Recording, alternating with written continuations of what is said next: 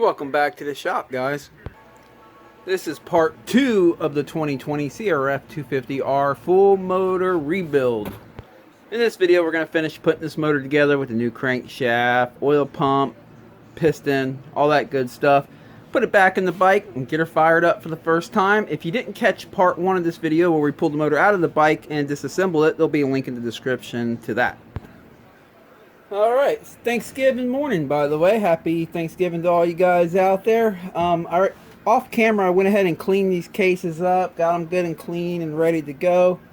And I'm going to keep the transmission in. There's no sense in removing that if there's no transmission issues, you know. But you got to be careful if you can leave the transmission in. These pins for the shift forks can slide out. So keep pressing them in as you're working on it. Keep pressing transmission in. This washer right here is kind of locked on to some degree. They have these little tabs to hold it on, so that's pretty good. Some bikes, they don't have that design, and the washers like to fall off. At that point, I'll take a zip tie, put it around each shaft to hold the washers on and the gears and everything. But this one kind of stays in place pretty good, so we're okay. Now, I already cleaned out all the metal and everything like that, but before I start putting it together, I do want to pull this off, this little oil squirter right here. And just make sure nothing got in there and blow out some of them passages and stuff. And so that's what I'm going to do real quick. Because if this thing gets clogged and it doesn't shoot up to the piston, well, the piston's probably not going to survive very long. So let's do it.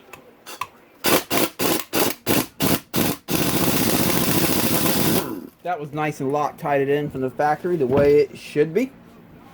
You don't need that coming loose while your bike's out running. Wiggle that on out. Yep, I can see some gold in there already, so it's a good thing I've done this. Let me go and get my air doohickey deal and we'll blow it out.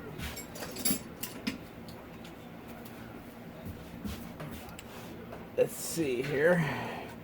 Try to figure out where this passage gets its pressure from. Well, I guess I'll blow this way first.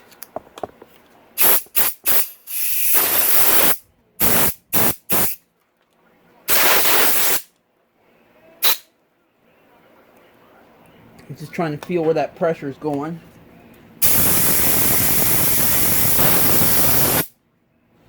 Let me see. I'll just shoot some WD-40 up in here. I'm just trying to figure out where that goes. Ah, I found where it goes. Okay. Goes right there. That you see the WD-40 kind of oozing out of there. So now I know where to blow from and to and everything like that, and just get that nice and cleaned up.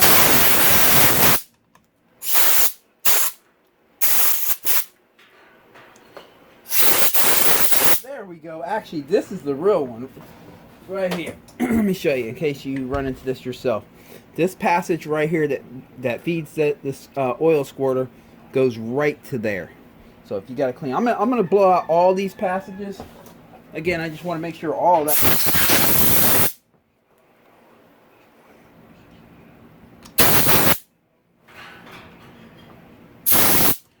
There we go. I feel pretty good about that. And then the same thing with this right here. First thing I'm going to do is dip it in some gasoline. And then blow it out. You see how it's squirting through them holes, the air. Let me shoot some WD-40 in there. Make sure all 4 are working. Yep, they are. All 4 are blowing. And my phone is going crazy. Okay, so we know this is good. Let me go ahead and finish blowing that out. Get that nice and clean. Now we got to put it back on the motor.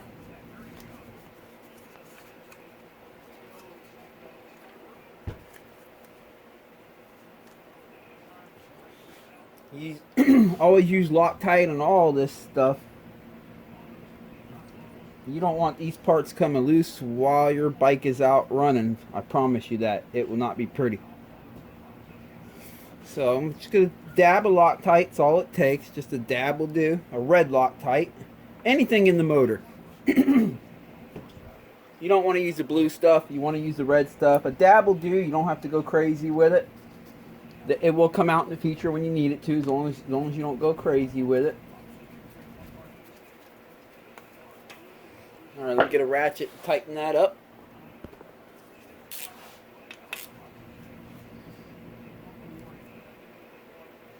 There we go. And that's going to be good. We know it's... I'm glad I cleaned that out too, because there was definitely a little bit of gold stuff in there. All right, real world here. I'm actually going to take that back off for now, because I still have to press or tap out that bearing right there. And the last thing I want to do is break this thing. These little oil squirter towers, they snap off pretty easily. So I'm just going to leave that off for now. We have to get the crank bearings out of there, so let's go ahead and do that. Sometimes these little pieces right here come out pretty easily. Sometimes you got to apply heat, but let's see how it goes. All right, I'm going to use a Torx, in case you don't know. It's a size 30. I'm going to start with my impact on the low setting. I don't want to go any more than that on this impact. All right, that didn't move. I'll try number 2. I'm not going to go to number 3. If number 2 doesn't do it, I'm going to get heat on it. That did it. Good. Because I found with this, again, if you're going to use an impact, always be familiar with your tool. I know this impact real well. It breaks these on setting number 3. So if number 2 doesn't do it, I know I have to put heat on it. But this is doing it, so we are good.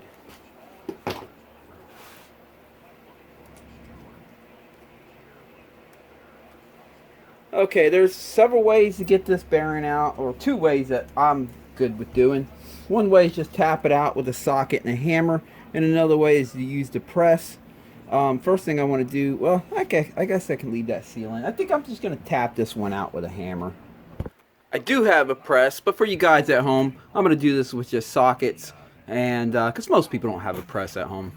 And of course, there's always that guy, you know, you're not supposed to do it like that. I know. But I've been doing this for a lot of years, and I've never had any issues doing things this way. Oh, you know what I forgot to grab was my hammer. Let me get that. Okay. Now what I'm going to do is I'm going to hold the transmission here with this hand, and also the little pins that hold the shift forks in. I don't want that sliding out on the floor while I'm knocking this off. Now I'm going to set it on the bench like this with the transmission you see hanging off the side, and that's why I pulled that oil squirter off, so I would be able to do this. I'll just set that. I found the socket that's perfect size. It slips right inside the seal there. And that's how you do it. You just beat it.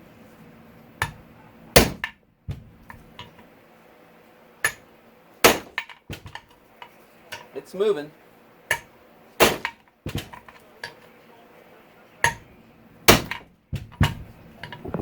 Uh-oh.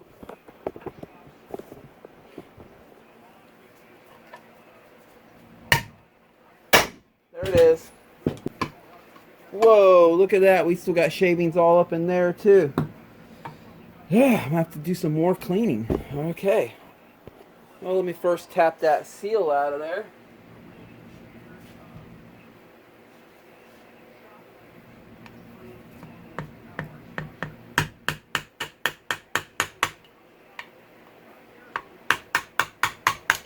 There we go. Let me take this outside real quick and clean that up. I'll be back. Got that all cleaned up. As you know, I have the bearings in the refrigerator. I mean the freezer. Get nice and frozen so that they become a little bit smaller to slide right up in here. What I'm going to do is I'm going to take this case real quick and go put it on my grill. Get it to about 170 degrees. And that'll cause the aluminum to expand a little bit, and then we'll be able to just tap that bearing in with a hammer nice and gently. So let me go put this on the oven, and I'll be right back. Okay, let's see how hot I got her. 178, yeah, like I said, about 170 degrees is what you want to do. You don't want to get hotter than that, because we do still have a rubber seal or 2 in it, and you don't want to melt them.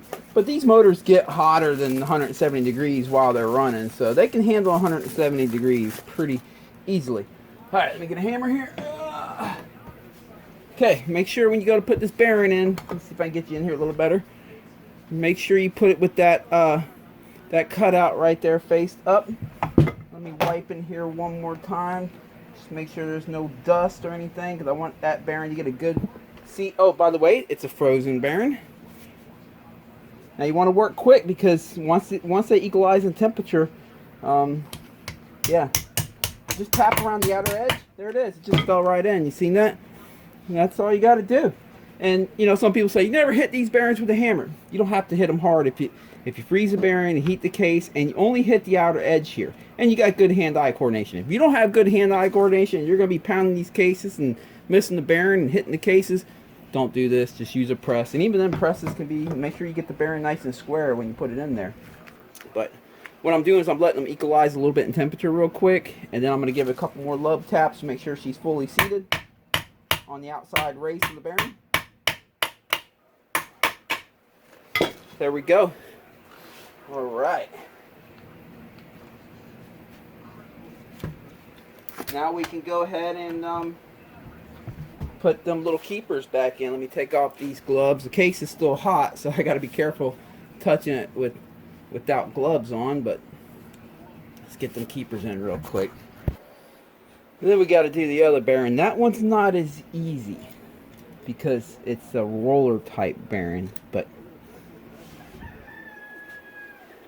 and a dab of Loctite on both of these little suckers. Again, you don't want these things coming loose. But yeah, I'm going to work today till about 1 o'clock, and I'm going to go to my brother's house for a Thanksgiving dinner. And then I'll finish this motor up tomorrow. I mean, it'll be all in one video. It'll be on this video. I'll just pause the video and go have my Thanksgiving. Hope all you guys have a great Thanksgiving. I went and rode yesterday, Tampa MX. It's a little bit muddy, but still a good time.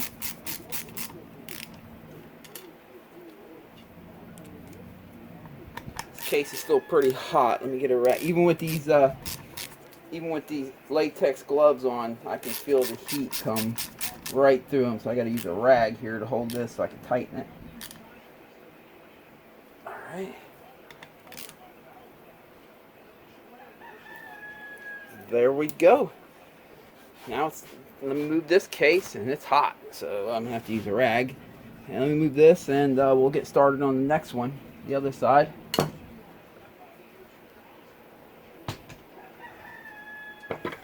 Now we have to take out this bearing. Again, that one's not as easy, but let's do it. All right, first thing I'll do is start by knocking that seal out.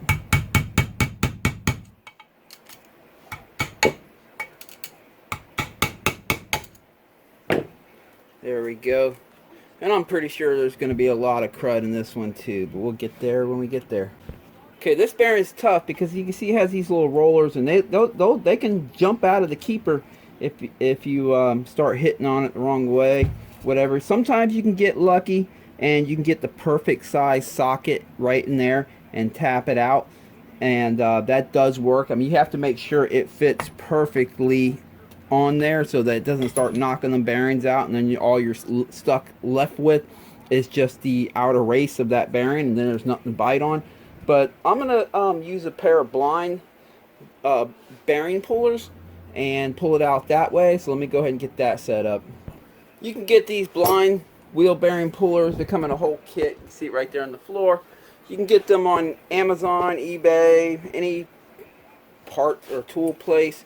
But the eBay ones are pretty cheap. I think it's like $20, $30 for the kit. Again, you can use a socket, but you got to make sure that you use one that fits in there really nice and tightly on just the rollers to tap it. But I'm gonna attempt this way first.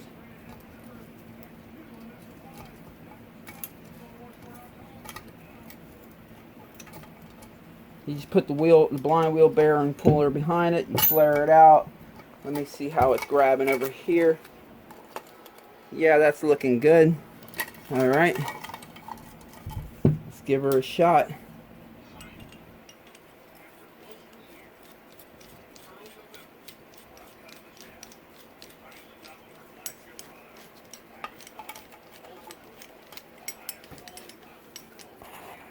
Okay, got it all set up. Let me get one more wrench here. Wish me luck, guys. Like I said, these can be tricky. Don't worry, you'll get it out one way or another. It's not the end of the world. You will get it out. I'm just saying they can be tricky sometimes. I heard it pop. That means it's coming. There it is. All right. And again, like I said, you can use a socket. I've done it before. So if you don't want to order this tool, you're in a rush, don't have time to wait for this tool, you can use a socket. I'll show you a little bit better how to hook up to it with a socket in a second. Once I get this turd out of there.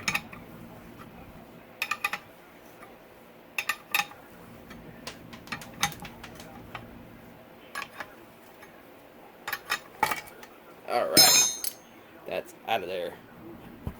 Okay, again, if you don't have a blind wheel bearing puller, you have to tap this out with a hammer, or if you wanted to even use a press, you find a socket that fits just inside and on top of all the rollers, just like that. It has to be a tight fit like that on top of the rollers. That way it doesn't cockeye them and knock them out of their seat, because then you have nothing to grab onto. But that's how you do it, and you can hit it with a hammer, or you can push it out with a press. Or you just use a blind puller like I did. Okay, let me go clean that out. Put this on the grill for a little bit, get it up to about 170 degrees, and we'll pop the new frozen bearing in. Okay, got this one good and hot. Let me move the camera over here for you so you can see. And the frozen bearing. Again, same thing, just tap it in. Got to work quick, because once that cold bearing touches that hot case, they start equalizing, so you got to work fast. There it is. Again, just hit on the outer edge. You're not going to hurt anything, don't worry. I know there's people, you'll read in the comments every so often, there's a guy that says you're not supposed to do it like this or whatever, but I've been doing this for a lot of years. I'm talking a lot of years, like 30. And yeah, no issues. Now, again, if you don't have good hand-eye coordination, that's a whole nother story. But now that it's equalized a little bit, I'm going to give it a couple more love taps just to make sure it's fully seated. Alright, we are good. Okay, case is hot, but let me flip it over. Woo! Alright. Like I said, I try in these videos, I have all the tools here to do everything. But I'm trying to make these videos for the home gamer, the guy that just needs to get it done. Because honestly, if you have all the tools to do this stuff, you probably do it for a living. You don't even need to be watching my videos. But there's a lot of people that just need to get it done. And I was like that myself when I was younger. I just wanted to ride. I didn't have a lot of money. I was kind of broke. And I had to learn how to work on things like this. And I used to venture a lot into... Oh, drop that seal. RTM, a motorcycle shop in Tampa called RTM. I was friends with the owner and all the people that worked there, and I used to go hang out in their shop and ask questions. I was like, hey man, I'm trying to put these crank bearings in, or I'm trying to do this or that, and they would show me how to do it like this. And these guys have been doing it for a lot of years. Alright, gonna get... Okay, no better time than now to knock the seal in. These seals are a little different than the previous Hondas. These, the sealing surface, the silver part right here, you actually want faced outward. I don't know why they did that, but that's the way they do it on these Hondas. So I'm just going to tap it in with a hammer here. Right on the outer edge.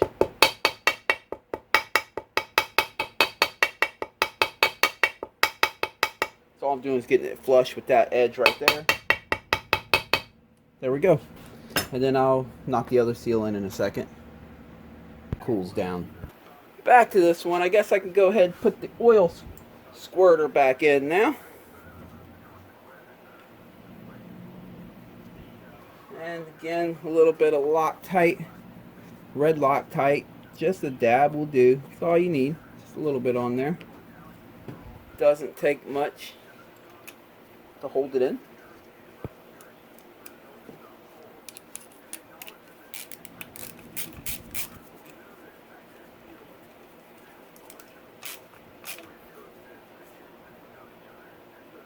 Don't strip it out. You want it pretty tight, but don't strip it out. It doesn't take too much to strip them out. Okay, let's see here. I guess I'll just start kind of assembling it.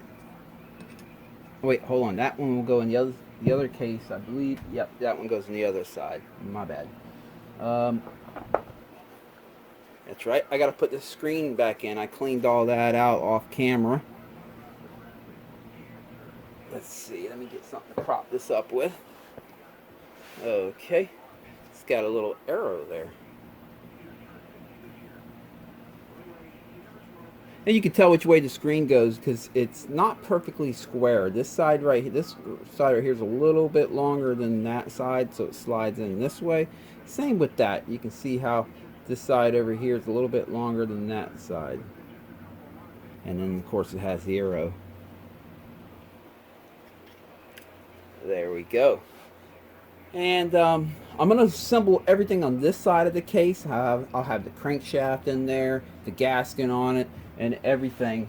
That way all I have to do is put the other side of the case on like a cap or a cover. So because of that, I'll be putting these on this side. I think the only thing I'll have to have on the other side is the actual little itty bitty counterbalancer here. Alright. I guess we can go ahead. Yeah, I think we can go ahead and set the crank in there now. Let me go get that from the freezer. Okay. Got the brand new crank right here in the bag. Let me go ahead and cut that out of the bag. It is frozen, which is good. Make it a little bit smaller so it'll slide right in that bearing. This is the only bearing that's going to have a friction fit on. The other one, it'll just slide in. But the reason I haven't put the seal in here on this side yet is so I can put a little bit of heat to that bearing. Come on. And you don't want to get it too hot. Just a little bit of heat's all it takes. You definitely don't want to, turn it blue or anything. You just go around the inner race like I'm doing right here. And you want to go around in circles like this just so you don't make a hot spot and blue the bearing. You definitely don't want to do that. But you want to get some heat into it and it'll expand. And with that crank being frozen, this thing's just going to slide right in. I'm not going to pause the video while I do this so you can see about how long I'm heating it up. I'm using propane right now. You can use MAP gas as well. MAP gas is a little bit hotter, but propane works just as well. Okay, that should be good. It doesn't take much when the crank's frozen. Make sure you put the crank in the proper direction. These splines right here will go inward because that's where the stator goes on this side. Should just slide right in. There it is. All right. We'll give them a second, kind of equalizing temperature, and it should just lock itself in there. Okay, and we'll worry about that seal in a second. See, yeah, crank's stuck in there now, which is good. We'll worry about the seal on the other side in a little bit. No big deal. We can put that, we can slide that in once the cases are together. It's not a big deal. Go ahead and get the gasket for this out and ready. And actually, yeah, we got to do the oil pump now. So let's just go ahead and do that. Okay, one thing I want to check, since this thing shed all kinds of metal everywhere, is I want to take out this little, what is this, an oil pressure regulator, I guess you can call it. I believe that's what it is. But I want to pop it out, just make sure it's clean in there.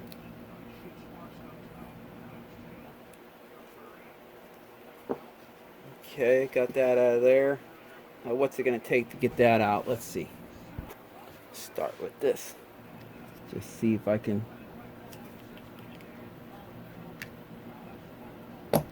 Oh, there we go. Okay, we got some rubber seals. It looks clean, honestly. Let me dip it in some gasoline and get it cleaned up. Yeah, this is nice and clean. It's going to be okay. What I'm doing here is I stick this right on this end, and I can, as long you see that how it opens and closes right there, as long as that opens and closes freely and it's clean in there, you'll be good. All right, let me clean this up real quick. We'll put it back together. I just wanted to check that because sometimes that debris can get lodged up in that valve and cause havoc. Pop that in there.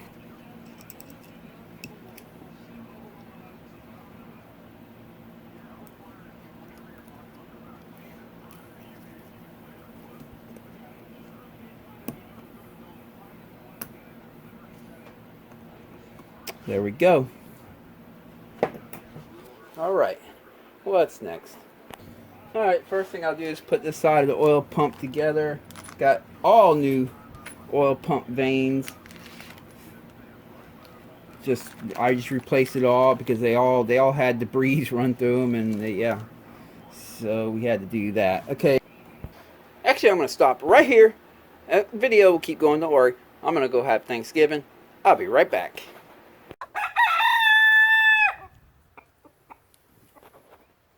Oh, welcome back to the shop. It is Friday morning, day after Thanksgiving. I went and had my Thanksgiving yesterday at my brother's house. That was pretty cool. Now we got to get this oil pump and stuff in there, but yeah, I was pretty thankful actually. I finally got a good tune on my Mustang, my 2013 Mustang. I will say, if you got a Coyote, don't get a Lund tune. I'm telling you, don't do it. Get an AED tune or a VMP, but I'm making a video of that later for you guys that are into cars. All right. After doing some thinking, watching and figuring things out, all these dots on these oil pump gears on this motor actually face the left side. So make sure you get them facing the left side. So we have that dot right there. It's gonna face the left side, and then you see I have the dot right here. I put that. You got to put that little pin thing in there, then spin it in. There you go. All right. Let me get the new gasket for this. We got that right here. One thing I will do before I put this, I'll put just a dab of oh man, it's cold this morning. Stuff doesn't even want to come out. Yeah, let me cut that hole bigger. There we go. I'm just going to put a little bit of this assembly lube in here. Just a little bit. Don't want to go crazy with it. Don't want to contaminate the motor oil. But that's just for initial startup on this oil pump. And so when I go to check it, when I put it all together and have the cases together, I'm going to make sure this spins freely. So a little bit of motor oil kind of helps during that test. Without it, it might send a false reading that it's not spinning freely, and then I might dig back in for no freaking reason just to find out I didn't put oil on it. Alright, got the new gas going on there, got these little dowel pins. So let's slide this bad boy on there. There we go. Get the hardware for this. As everything, use Loctite. Put a dab of Loctite on these. There we go.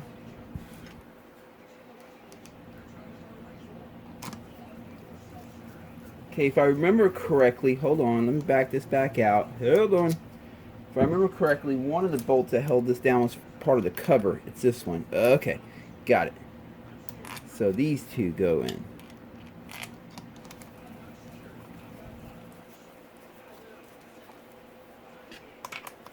I work on so many different motors. Sometimes you can't remember them all, But if you got good experience, you always get it figured out. All right, tighten these down, these two.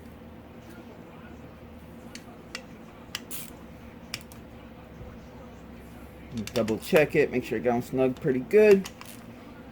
And there's torque specs for this, in the manual, if you're one of them guys that go by torque specs with everything. And there's nothing wrong with that, honestly. I've been doing this a lot of years, so I got a good feel for it. So I don't really need to break out the torque wrench for everything. I can tell you in the military, like your aviation mechanics and the ones that work on helicopters and Jeeps and whatever you work on in the military, they have them guys use a torque wrench on everything. But you gotta understand, the kids are only 18 years old, and when they sign up to serve, and they probably don't have much experience. But once you get a little bit of experience in this, you don't really need a torque wrench for everything. There are things I will always use a torque wrench on that are real important, like cylinder heads and things like that. But a lot of the other stuff I can just go by feel. I've been doing this a long time. But the point I'm getting at is, you don't want to strip out anything inside the motor or outside the motor. So these little bolts right here can be stripped out pretty easily. You want to bottom them out pretty good and snug them down pretty good, but don't fight against it. Once it bottoms out and snugs up good, you know it's good. Don't work against it and keep twisting harder and harder until you strip it out. And that's what Loctite becomes your friend too. It pretty much will assure, as long as you got it snugged down pretty dang good, it's not going to vibrate loose. Okay, let's get brand new gear. Remember the original one was stripped out right here. So let's pop this sucker on and let's make sure this part of the fuel pump spins freely. Yes, it does. All right. And I got a brand new, that little clip. You see it in there? So let me get that out of the bag. Before I slide on the new clip, let me go ahead and put the washer down on top of it. There we go. And then this clip, I should be able to just slide it right on with a flathead. There it is. Make sure it's good and snug on there. Yes, it is. Alright, spin that oil pump one more time. It's feeling good. That's good. Let's go to the other side and work on that side of the oil pump now. Quick backtrack. I forgot to put that seal in right there. Sitting here talking and not paying attention because you can see it has that little tab right there. And yeah.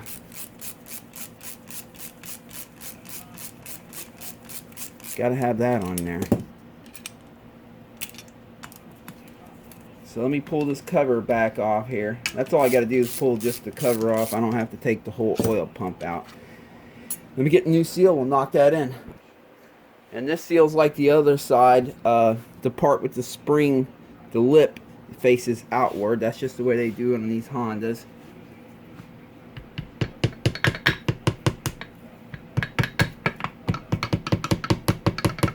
Let me get something to punch with a little bit better here. Reach up in there.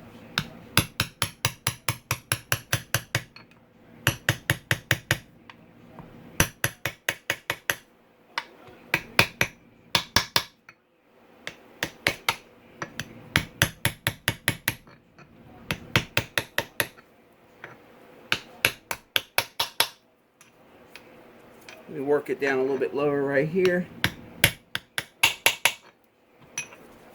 There we go. Now I can put the oil pump stuff back on. Let me put another dab of Loctite on these bolts.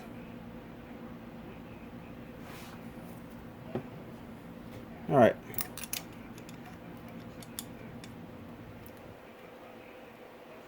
I believe that tab's supposed to hold the timing chain on. And I believe we can get the timing chain on with the gear all in one. If I have to take this cover back off, I will. But I believe we should be okay. I believe I got it off just like that. So we'll see.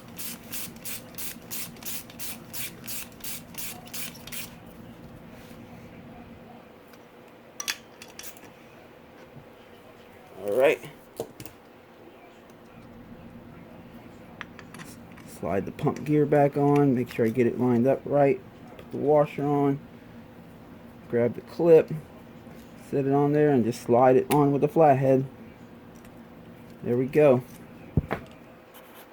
Alright, now I'll turn the motor around and we will work on the oil pump on this side here. Okay, take a little bit of grease, put it in here. That's going to help hold these little pump vanes in place while I slide the engine cases together. The tackiness of the grease just kind of will grab them. Don't need to put a lot. Again, I'm not trying to over contaminate the oil. Yeah, we'll change the oil again after break-in, but you know, trying to keep it a little bit clean here. That should do it. Let's see. Alright, first pump gear. Again, the dots. The first one is this thinner one with the dots on it. Dots are going to be facing me, or the left side of the bike, left side of the motor.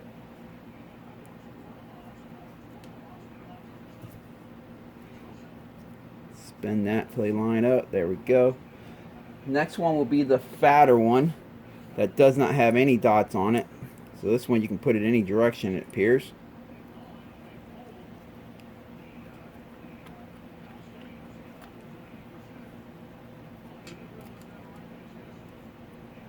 Come on now. There we go. And I'm going to take some grease again. This time I'll just use my finger. Just kind of put some grease on it, just like that.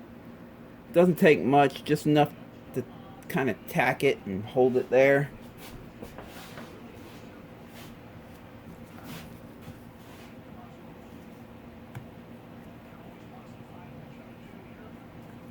Alright. Then we got one more. However, I'm only going to put this one, the inside piece, on right here, and I'll put this one on the case on the other side. Let me put a dab of grease on there, hold that on, and it'll also provide a little bit of lube on the initial startup, so that'll be good. Okay, let me move this one out of the way for a second. Oh, before, no, yeah, okay. Get confused here. Alright, we got this case and this last oil pump gear. Let me go ahead and put some grease in there. Or better yet, for this one, I'll just put it on the gear itself. Now, remember, the dot's face to the left side of the motor, so this one I'll be putting the dot that way.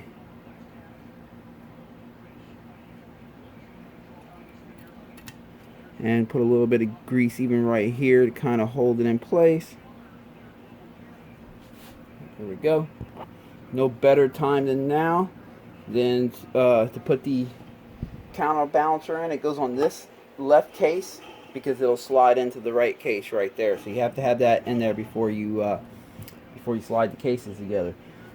Okay, I think we're about ready to slide them together. Let me see here. Okay, let me get the gasket, set that down.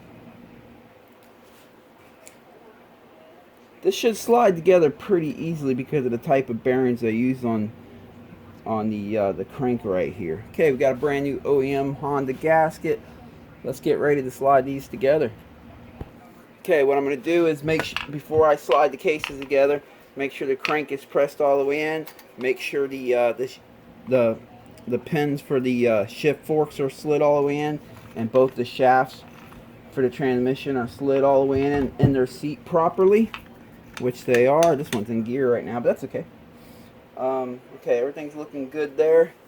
So yeah, let's get ready to slide them together. Now, as I slide them together, I'm going to have to spin the oil pump in that oil pump gear on that side. So, because remember, we have this oil pump gear or vane on this side, and we have to line the inner part into it as we slide it together.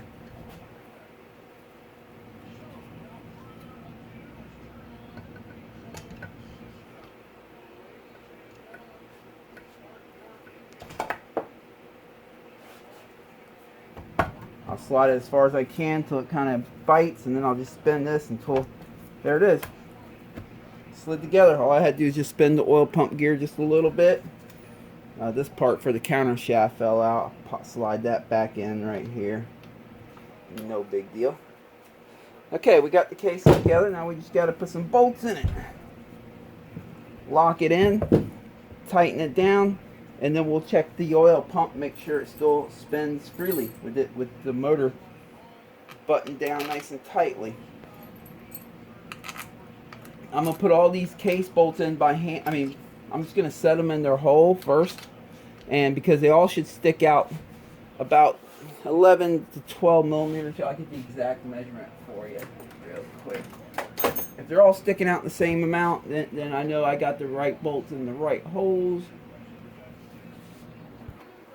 Yeah, about 10.6 millimeters or so. So, I typically say about 11 millimeters. But yeah, they should all be sticking out the same amount. And then I know I had all of them in the right hole they're supposed to be in. Then I can go ahead and tighten them up. Because some are longer than others. See, like that one just went all the way in. Probably goes right there. Yes, it does. This one's sticking out too far, so that one don't go there. It goes there. Yeah, but that one's too clean. I know that one goes on the inside of the motor. On the other side. That one sticks out too far. Perfect. Alright. Well, that's a really clean one again, so let me put it in here.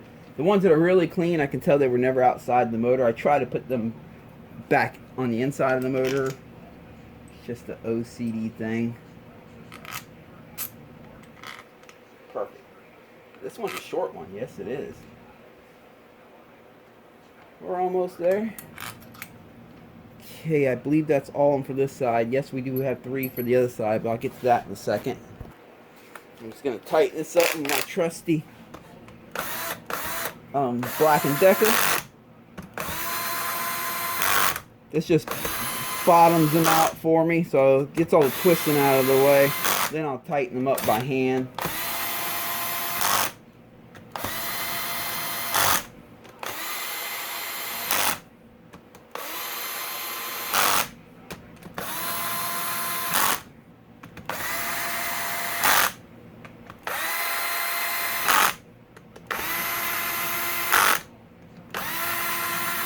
Alright, let me put the other 2 on the other side. Or other 3, I mean. Let me check the oil pump real quick. I mean, we haven't tightened it up really yet, but I just want to make sure everything's going good. Yes, it is. Alright. Feeling good.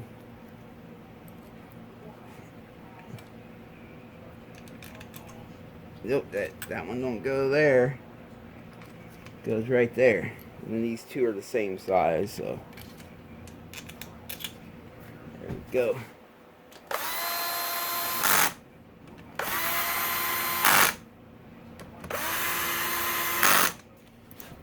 Alright, now I'll cinch these down. And same thing with all the other bolts I was talking about. You don't want to strip them out, just snug them down pretty good.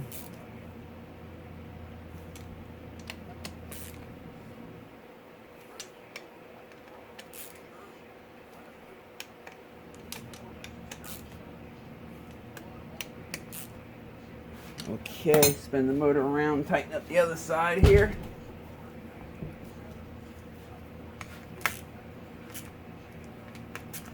Let me get all these tightened and I'll be right back. Okay, I got all them tightened up. Now let me spin the motor back around the other side and make sure the oil pump spins nice and freely. Yes, it does. So we are in business. It's important to check that. If there's any binding, you're going to want to open it up and figure out what's going on. But we are good. Next thing I'm going to check is that the crank spins nice and freely. Yes, it does. And the the counterbalancer spins nice and freely. You'll have to have the crank with the rod in the highest position to spin this by hand, because if you put it down here, you see it hits. So just bring it up and then spin it. Make sure it's nice and freely.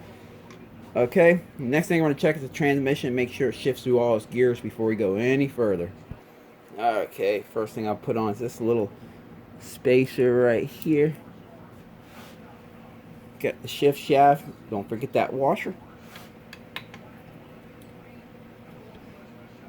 And you want to line it up to that little tab right there, but you have that gear in the way, so you got to kind of, there we go. Alright, now put it over here. And let me go get the shifter lever and we'll run it through some gears. Alright, got the shifter lever here. I'm just going to put it on backwards here. Just far enough so I can get some shifts in. Actually, I'll have to put it the correct way. It's going to hit the case if I don't. There we go. Alright.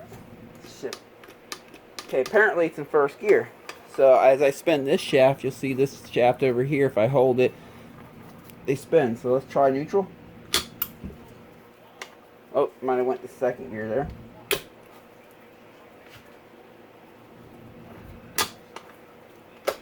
Okay, maybe I wasn't in first gear. Let's get the first gear first. Okay, that should be first. Shift up half for neutral. There we go. You can see I'm spinning this shaft, but this one over here is not spinning. Try second. Because the motor's not running, sometimes you gotta jerk it a little bit, twist the shafts, whatever, but just make sure every gear spins without binding and that it shifts into that gear. There we go. I'll go ahead and put it back into neutral and we'll be good. There we go, we're neutral. Transmission's good. I can take the shift lever off now and continue on. Okay. Remember these? I think I'm going to start with...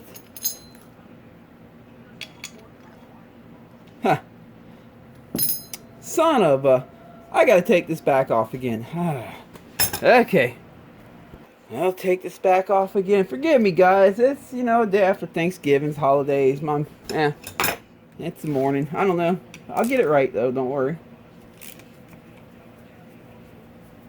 This happens. Most important thing is that you catch your mistakes. I have a philosophy. What separates a good mechanic from a bad mechanic is a good mechanic knows what not to do.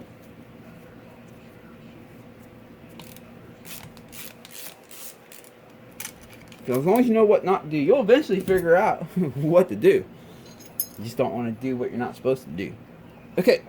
Alright. I got these in order. Let me go ahead and cut it. Try my best to keep them in order down here. Okay, you can see it has that little cutout spot for the spline, so I have to look. It's usually on the top, like if you pull the rod all the way up. It's usually on the top, and yes, it is on this one.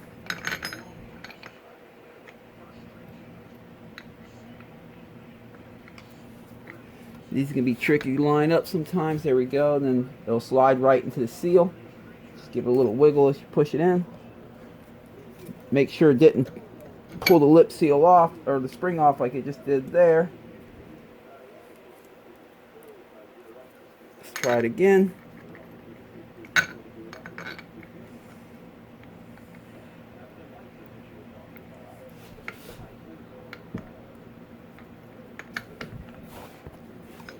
Okay, just give it a little spin. There we go. That time it went right to the seal perfectly without peeling the lip back. Alright, next gear. Same thing. It's got that little indexing area right there. And this is the one the timing chain goes on.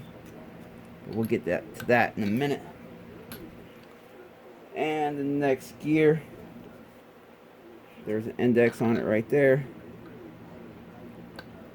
But you see, like these, you see how that side sticks out further than this side? That's why it's important to zip tie them like I did in the arrangement that they came off.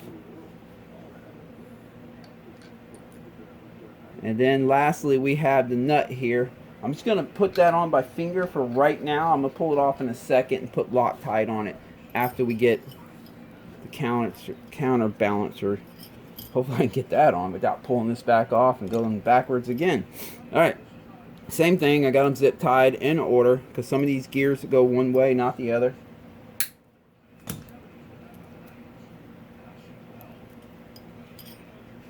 And this one, is it this one right here? Yes, has a dot. See that little dot right there? And that's going to line up to the dot on this one most likely, if I can find it. There it is right there. You have to do that because that's what synchronizes the counterbalancer. And also there's a dot right here on the shaft, and that indicates where one of the splines right here has a cutout to match the cutout right there. So find that, slide down on a little bit, get it lined up to that where it starts to slide on. Okay, it's starting to slide on. Make sure them two dots are lined up.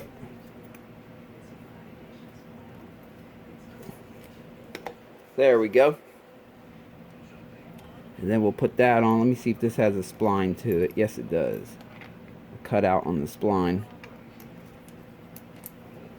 Alright, same thing. We'll be using Loctite on both of these. So let me get the sockets, the right size sockets, and let's get them bolted down. Okay. Put Loctite on this. There we go. Now I'm going to use an impact to tighten these up.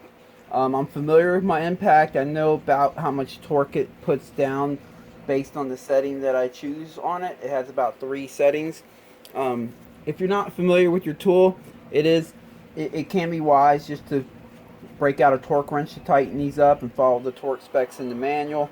Obviously you have to figure out a way to lock the crank from spinning, which means you might have to put the clutch hub on here and put a piece of aluminum in between the gears to keep the whole motor from spinning. Motion Pro actually sells a little tool for that to lock the motor, but Aluminum's pretty soft. You can grab a scrap piece of aluminum and that works too. But again, I'm familiar with my impact, so this is how I choose to do it. It's 24 for that one. I'm going to start on setting number 1. And I'm going to hold the rod here so the whole motor doesn't go spinning and beating everything up. I just started on setting number 1 and bottoming out. Then I'm going to go to setting number 2. Again, this impact has 3 settings, and it's a smaller impact. There we go. I'm good with that. What I'm doing is as I hit it, I watch how it moves on setting number 2. And when it just kind of stops moving, I know that that's pretty much bottomed out pretty good. Okay, now I'm going to do this one over here. Start on setting number 1, same thing. This one has less threads, so you can't put this one on quite as tight. That's setting number 1. Let me hit it with setting number 2. And there we go. And a brand new Honda timing chain. Why not? It's weird how they put the timing chain on the left or the right side on this motor, but that's how they do it. I think I'll go ahead. Man, I don't know. How many times have I put this on and off? Alright. This one right here goes on the front side, so put a dab of Loctite on that. I was going to say I was going to go ahead and put this on now, but now I'm scared I'm going to have to take it off again. And boy, Beavis is going crazy out there. Put the washer on the back end of it.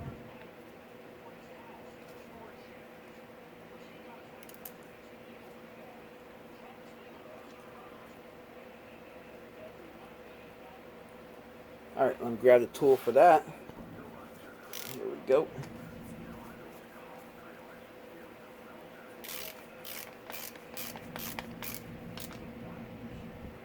There we go. And then I have to put the other timing chain tensioner on. Put a dab of Loctite on that one too.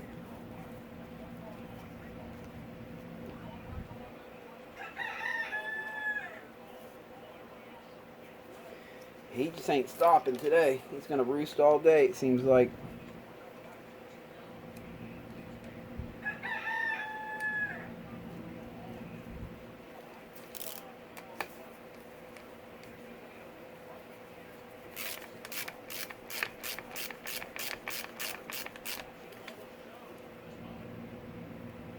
Alright, make sure that moves freely. Yes, it does. Okay, now I think I can finally put that on without taking it off again. God, I've had that thing on and off 3 times now.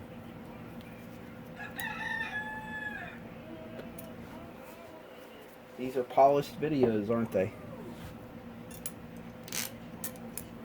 Alright. Let's try this crap one more time here. I got Loctite in them. Again.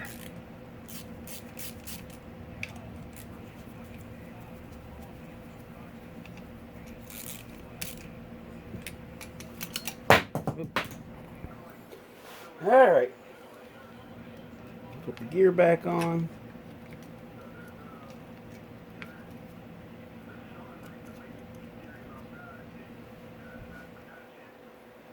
Pop this sucker back on. There it is. There we go. Okay. Pop this little thing back on there. Make sure it has a little rubber O-ring for it. There we go. And this tube. Both sides are the same, so it doesn't matter which direction it goes. There we go. We are getting there. Okay, the basket here. Remember, it has this bearing. See the direction I'm putting that on with the sleeve towards the motor. And slide this on.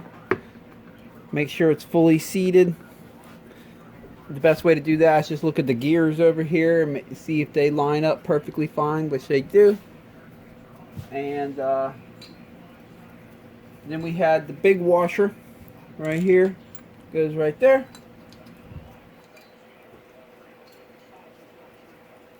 Then we have the inner hub here.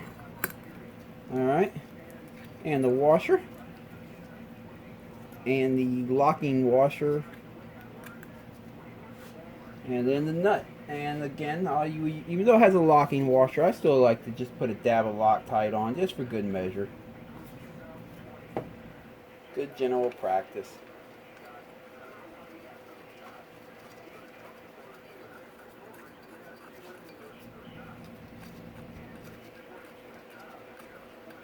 Okay, what size is that? Let's see. No, it looks like it's going to be a 27.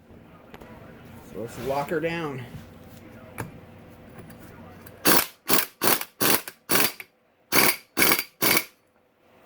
There we go. I'm going to grab some channel locks here and just take one of these tabs and bend it over.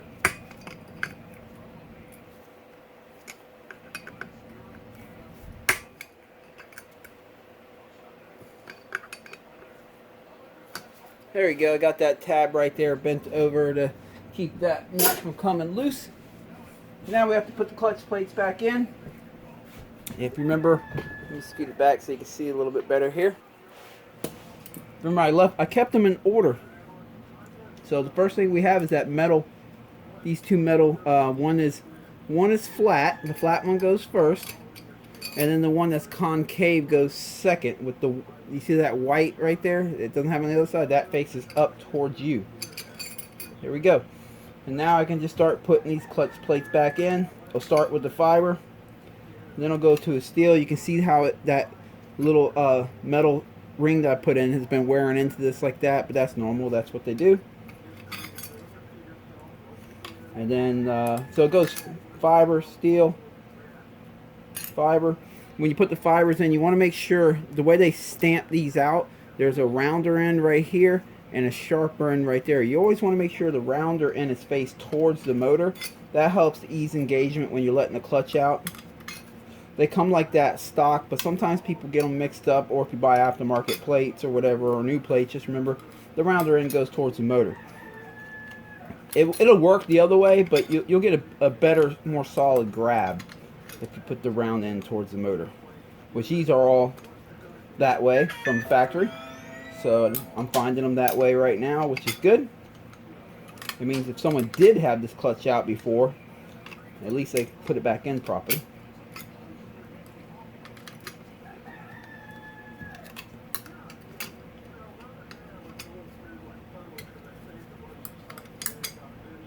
There we go, and then we'll end with the pressure plate. We have the push rod still, but I'm going to put that in from the other side. When I get to the other side, I'll worry about it then. So for right now, I can just go ahead and set the pressure plate on there. Make sure it seats fully down. And then we can add the springs.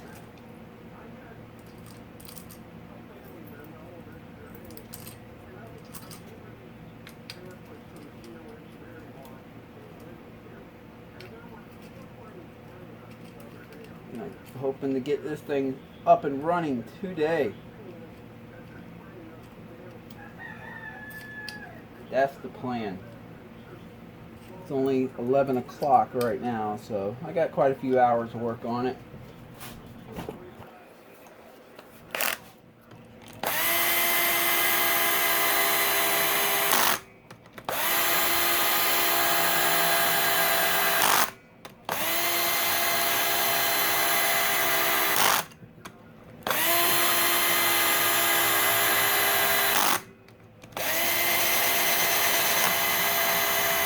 There we go. Now I'll just tighten them up by hand.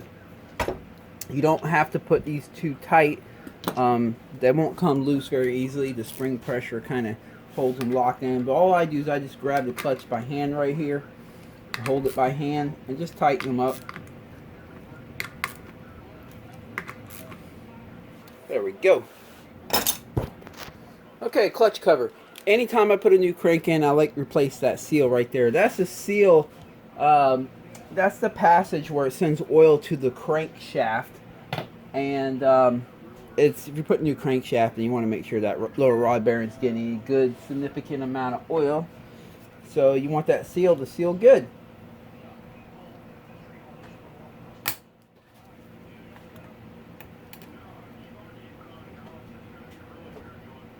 If I can get that clip out of there. There we go. Alright. I'm just going to pop that out.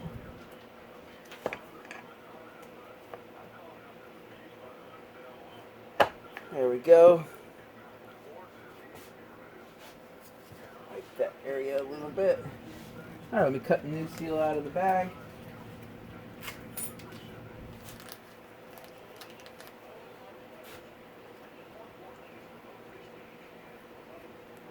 Alright, let me get a socket just the right size to tap that in. I think I found one here.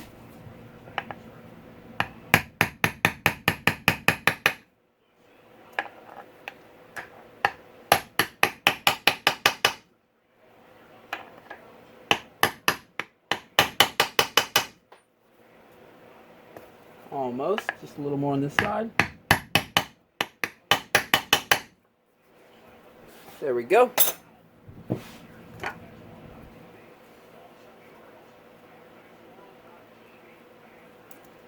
Put it, yeah, that way. Got hair stuck on it. There it is. Still got hair stuck on it. There we go. Let me spin that over here. There we go. Got a new seal on there. Got all that cleaned up. Let's get ready to put that new, or that clutch cover on. Hey, check this out. Got to get the timing chain on the right side of there. There we go. Don't make that mistake. Alright, now we're looking good. Okay, get the brand new gasket. Where is it? Brand new Honda gasket.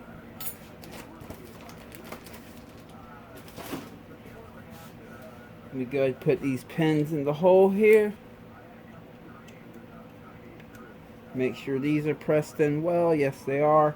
I'm going to double check real quick that the marks are lined up for the counterbalancer. 2 dots. Yes, they are. Everything's looking good.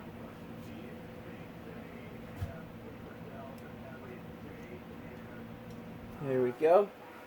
And now I should just, all I should have to do is just slide this on. I'm going to have to spin the motor a little bit to get the water pump gears to line up. There we go. I just used the timing chain to spin the motor, but you can just spin the crank. Just all you gotta do is just wiggle it a little bit until the 2 gears for the water pump just slide right in together. Okay. Remember how I pointed out earlier in the first video, the little arrows right here and right there, that indicates that that's where the copper washer would go. So I will pay attention to that when I put it together. There we go, the 2 copper washers with the 2 arrows. Alright.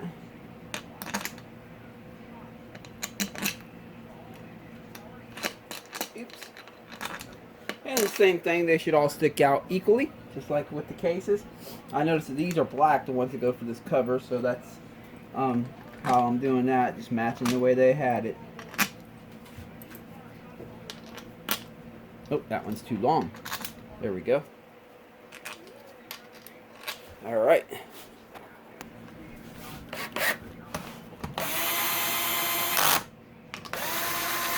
The nice thing with the drag is it doesn't tighten them. It doesn't get them that tight. So it allows me to cinch everything down. But if it was jammed and the cover didn't go on completely right, or it wasn't square, or got caught up, it's not going to be so tight that it's going to break anything, and I'll catch it before I tighten it by hand, because I'm going to look at it before I tighten it by hand. So what I'm going to do is I'm going to come up here and look at the mating surface and make sure it's all down tight. Yes, it is. Okay, I can tighten it by hand now. And the same thing, don't strip them out, just bottom them down and snug them up pretty good, and that'll do the trick.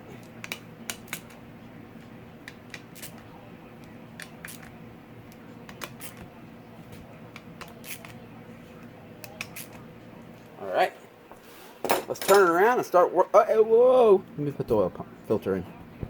Has this little spring, goes down there at the end, don't forget that. And brand new oil filter. Now a lot of people mess these motors up, because they put these in backwards, and it'll block oil flow and you'll blow your motor. I have rebuilt a lot of motors because people put these things in backwards. If you get an OM Honda filter, it'll say this side towards the motor or whatever, this side facing out or whatever. But just know that the oil flow on these motors flows in through the cap or out through the cap or whatever. It flows through the cap. So that's the hole you see right here that goes all the way in, not the one that's blocked off, but that's the one with the rubber on it is the one that goes on the cap. And this side right here goes on top of the spring. Get that right so you don't blow your motor. I'm even going to double check it. Yes. I get OCD with that. I don't want to make that mistake. I rebuilt a lot of motors from people that have made that mistake. I'm talking even brand new bikes. People have changed their oil for the first time. They just bought the bike. They weren't familiar with it. They put the oil filter in backwards, and well, crank goes out. It eats up the cylinder wall, cam journals, all. It's ugly. It's nasty. You don't want that happening. All right, let me tighten that up real quick. And then we can flip the motor around and work on the other side. I'm ready to get this thing in the bike, get it running, and start my weekend. It's Friday. And I'm ready. Yesterday was, half work day for me because of the holiday with Thanksgiving. And, but yeah, I worked all week long pretty much. I'm ready for the weekend. Okay, this is magnetic, right?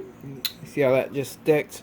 So when the motor's going, like this one did, all that metal's going to stick right in there. So you want to get all that cleaned out and get it all cleaned out of the starter, clutch, and everything. So let me clean this up real quick. Okay, got that good and clean. I have to put this keyway, whatever the heck you want to call this doohickey deal. Get it in the crank here. Sometimes you gotta tap them in, especially on a new crank like this. Let me find my hammer. Got it.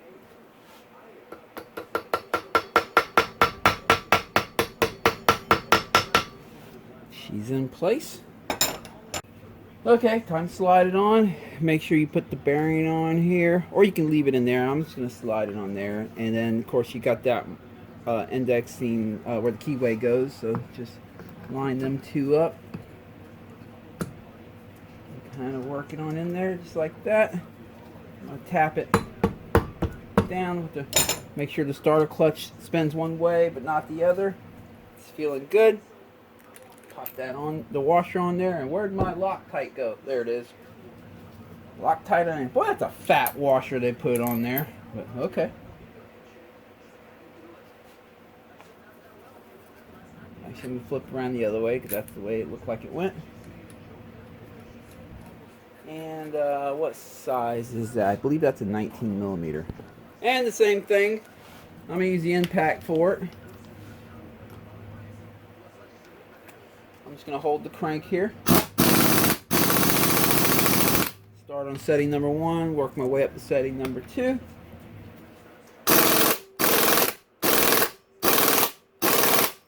There we go, I feel good with that. Check the starter clutch one more time, make sure it didn't get bind. It spins that way, but it does not spin the other way, so we're good. And take this gear right here, torque reduction gear, or whatever they call it. Put the pin in, there we go. See, it spins one way, but not the other way without spinning the motor, so we're still good. Next step, I gotta get this cleaned up. Look at all that debris, but even more importantly, you see how it has stuck right here to the pickup. This pickup has magnetic properties in it, and the metal will stick to it and it interferes with the signal. So I'm going to go clean this all up, blow it out, and get as much of this junk out as I can. I'll be right back. Okay, got that all cleaned up. Let me go ahead and put these little pins in here. There we go. And the brand new gasket. Oh, let's not forget the rod for the for the clutch. Can't forget that. Let me wipe that up.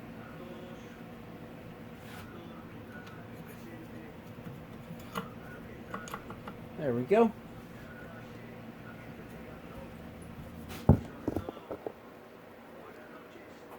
Okay, time to slide it on.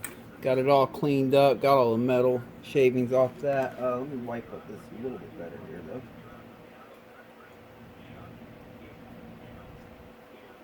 There we go.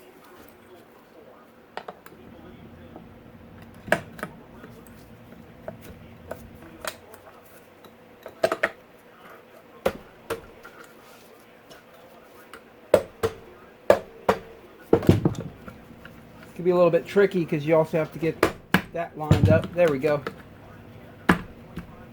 You just got to kind of fondle with that a little bit until you get it lined up properly.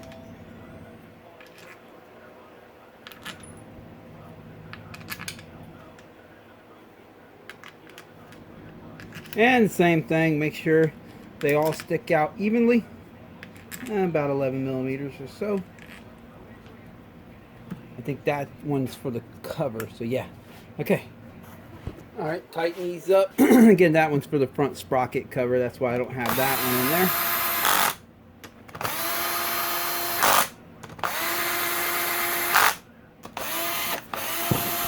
Then I'll tighten these up by hand.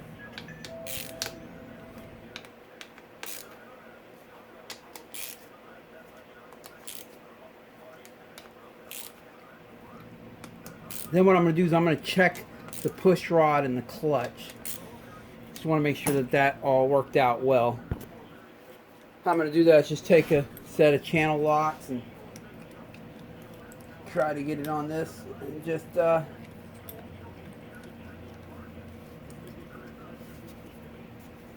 feeling for spring pressure.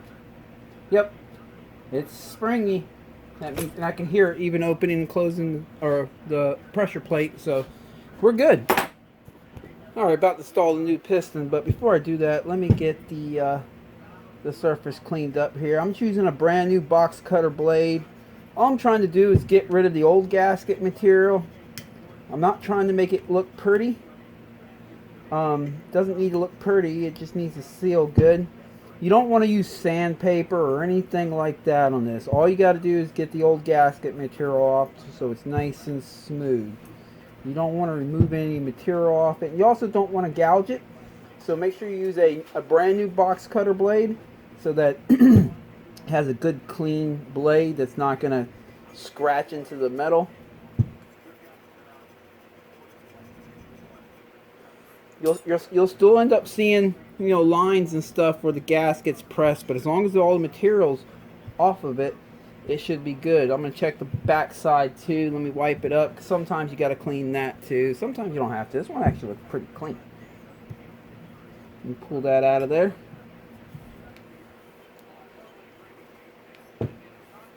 Yeah, she looks pretty clean. Wipe up the cylinder a little bit. By the way, I've already checked out the cylinder. She's looking good.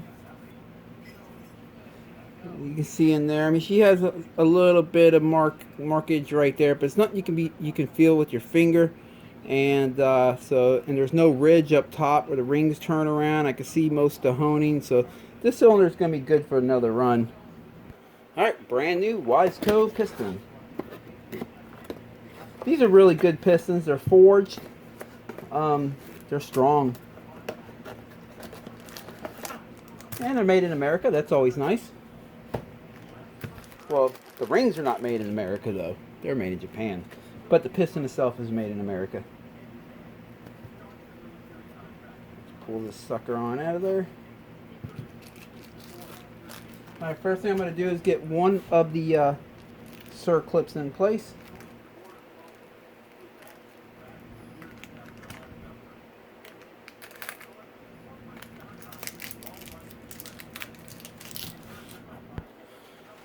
And do that, well, first let me figure out this. They put a nice sticker right here on the dome. Ain't that nice? Let me get that off of there. Okay, The arrow points towards the exhaust side. You can tell the exhaust valves are smaller. That's exhaust. Intake valves are bigger, so the reliefs are bigger for the intake. So I'm going to start by putting that circlip, the one on this side, in first. It doesn't really matter. It's just, you know, whatever you find easier for you. I'm going to put the wrist pin up in there because that will help hold the circlip from just pushing all the way through. Then what I'm going to do, see how it has that cutaway right there? I'm going to stick the open end of the circlip just into there, just like that, and hold this side over here with my thumb, and the back side over here I'm going to hold the wrist pin in with my finger. I'm going to push it in a little bit with my thumb, and then I'm just going to walk it in around, all the way around with the flathead. I show this because I do understand these circlips give some people a hard time. They used to give me a hard time years ago. There we go. I got it in its seat. Now what I'm going to try to do is center it out. There we go.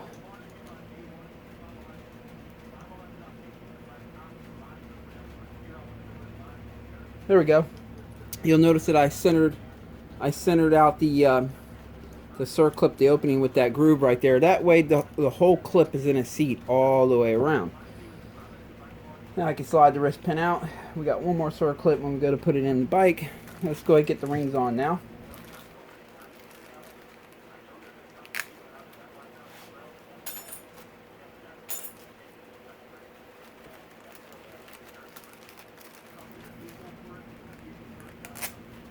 Okay, we have, I'm going to start with the oil expander ring right here. It goes in the bottom groove. And I'm going to leave the open end of the oil expander right here by one of the wrist pin sides. Then I'll get one of the oil rings, it's a thinner ring, and I'll put this on the front half, on the top, on top of the oil expander. Then I'll do the other one, but I'm going to stagger it, so I have that. Oh man, I've been off the camera the whole time. I have that open end right here on this side, so I'm gonna, on this side I'll put the open end for the bottom one. Just slide in his groove there. Then I'm going to check just by going around my finger and pressing all the way around. Make sure the oil expander didn't overlap itself and create a high spot, which it didn't. Then we got the compression ring. The compression ring has a top and a bottom. And how you can tell, they'll usually have R or an N or something. See it right there, that R? That means that's the top. So I'll pop that on. And again, you want to stagger all the ring end gaps. So let's see, that ring gap's on the top right there, so I'll slide this over here. So that way I got a ring gap here for the compression ring, then a ring gap on this side for the second ring down, which is the top oil ring, and then the ring gap on the very bottom here for the last oil ring. So looking good. Now let's go ahead and put this piston on the motor. I'll take a dab of assembly lube. I'm just going to drop it in that little hole right there. You don't need to do much. Actually, I'll put a little bit on my pinky even and put it in here. Just needs a little tiny bit of lube for initial startup. That's all.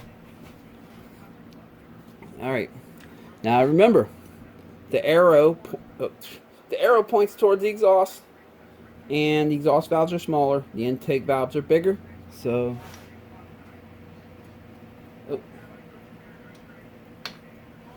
put it in this half right here. There we go.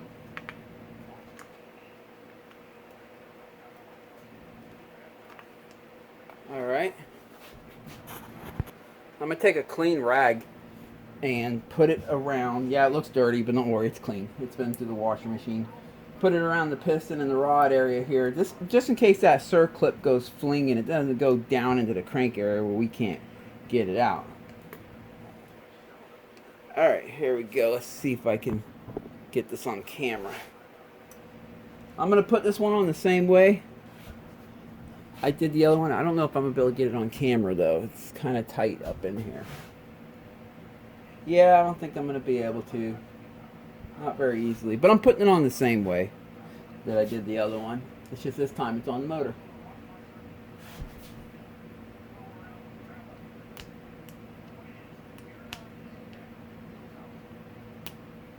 There we go. Now let me center it out on that groove like I did the other side. Okay. Now what I'm going to do is make a visual inspection on both sides, making sure that that circlip is in there properly all the way around. It's looking good. I just like to do that before I slide the cylinder on, because man, you don't want one of them things coming loose. Put the dowel pins in place. And that's time to slide the cylinder on. Just kind of work it over the valve. The timing chain. Let me check the rings actually one more time. Make sure they're staggered properly. Got the open gap right here for the top ring. Second ring down, the open gaps on this side. Third ring down, open gaps on that side. So they are properly staggered. Oh yeah, you got to get the cylinder base gasket too. Can't forget that.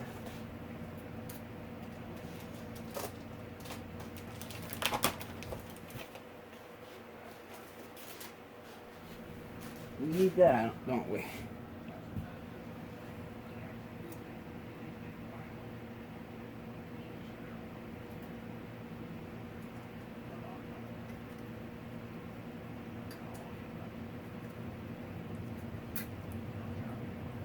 There we go.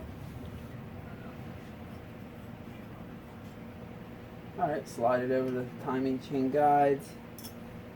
And then you'll notice that I've kind of put it on a little bit cockeyed on top of the piston. I'm pressing on the rings on this side to kind of hold them in place, and then I'll just slowly make it even with the piston, just enough that it slides over the top. I'm going to squeeze the rings together with my hand here and just kind of try to work them in their seat as I slowly wiggle this piston on down. There we go. A little twist.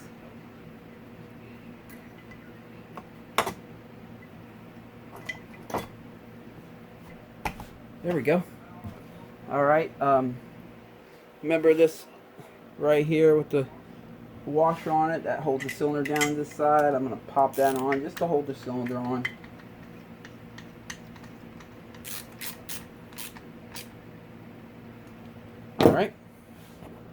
Alright, just to make sure everything is, freed up and working good, nothing got caught up. I'm going to take the timing chain here. I'll hold this side of the cylinder down.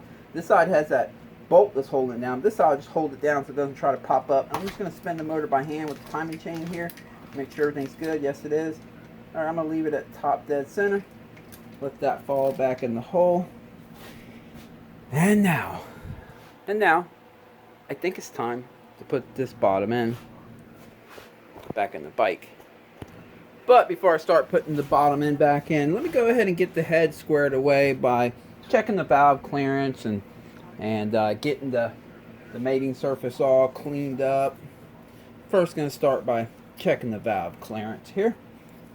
Make sure the valves are wiped off good and clean. You always can tell which one's the intake valve because the intake camshaft, because it will not have a auto decompression on it.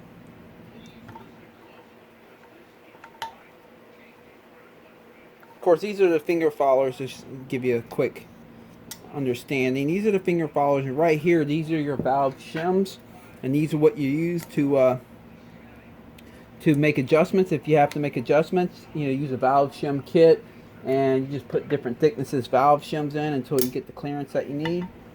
But let's continue on.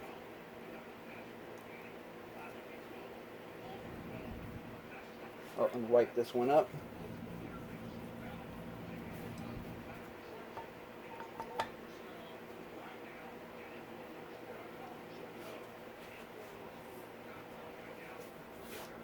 Alright, pop the cam cap on.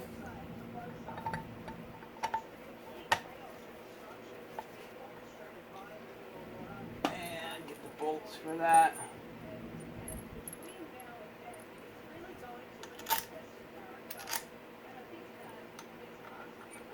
Remember, the ones with the little copper washers go in the center here. Remember, during disassembly, I observed that. Okay.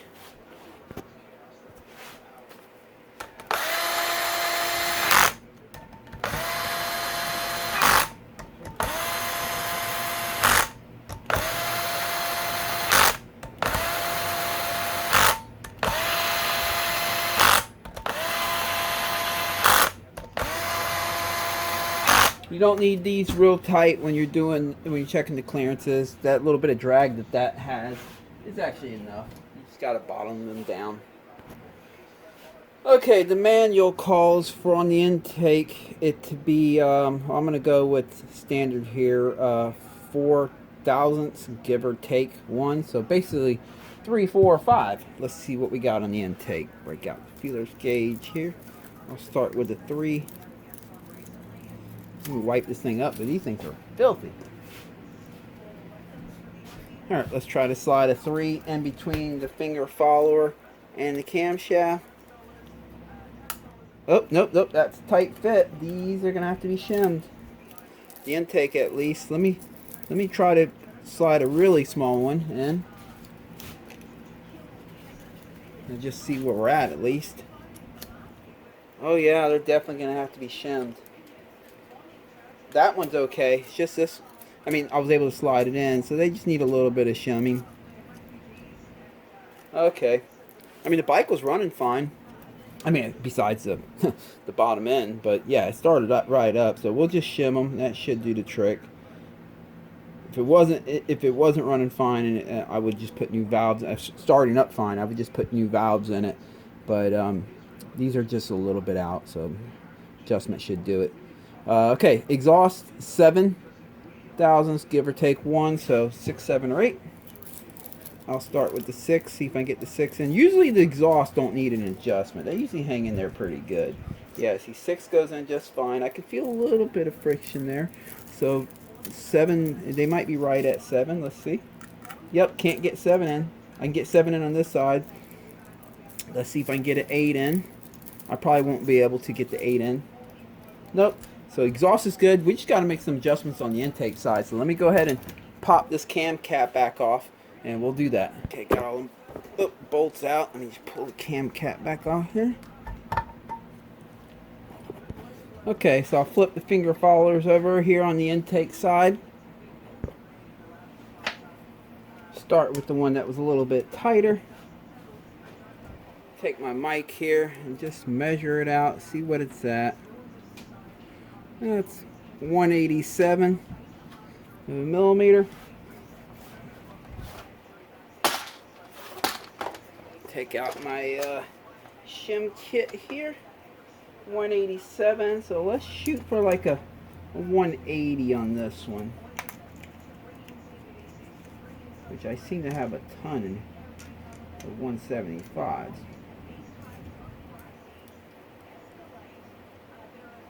That's 176, let me try the other one.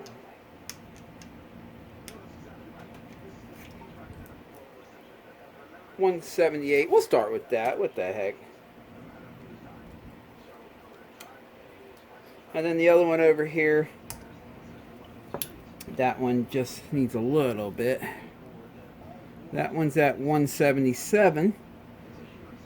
So we'll run that one at, let's see, we just need that one just a little more. That ain't gonna be enough. 171, that might be too much. Oh, let's just start with that. Let's just see where they end up. We can go from there. Okay, this time I'm only going to put the intake cam in because we know the exhaust is good, so that's not a big deal. Oh, that's the exhaust cam. My bad.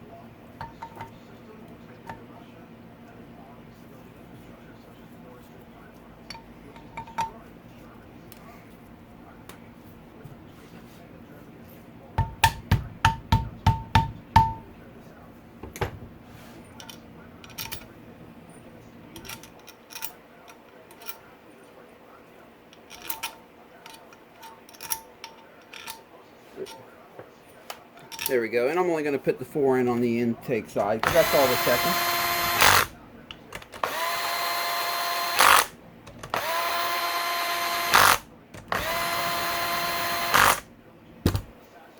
Okay, where'd my filler gauges go?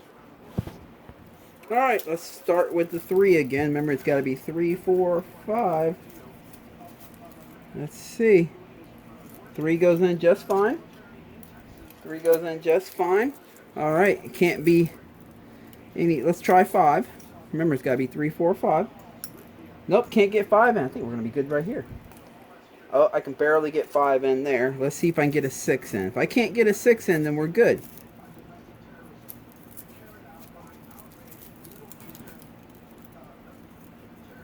Where the heck is the 6? Oh, it's hidden right there. Let's see. Can't get the 6 in. Can't get the 6 in. Let me check one more time here.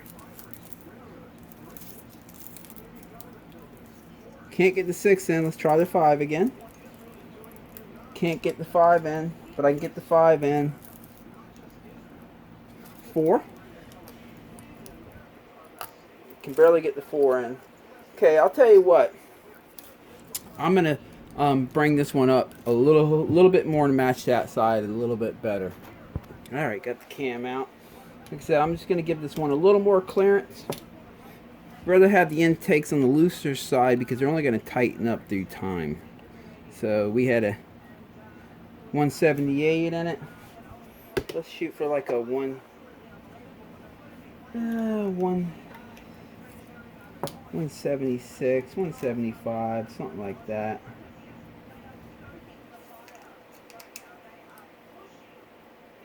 Let me find one here. I'll give this a shot, 176.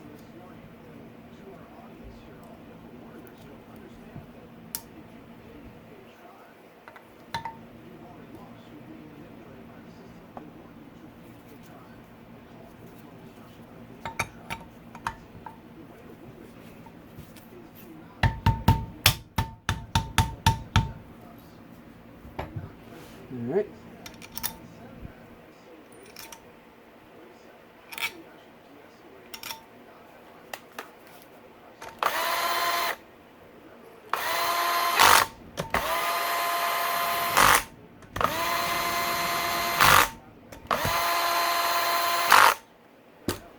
Okay.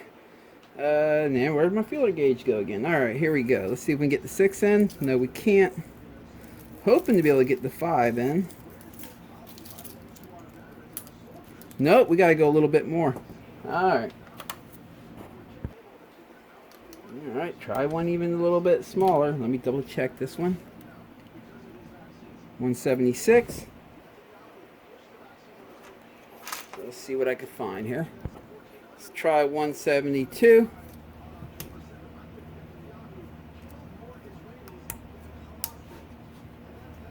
Pop it back together.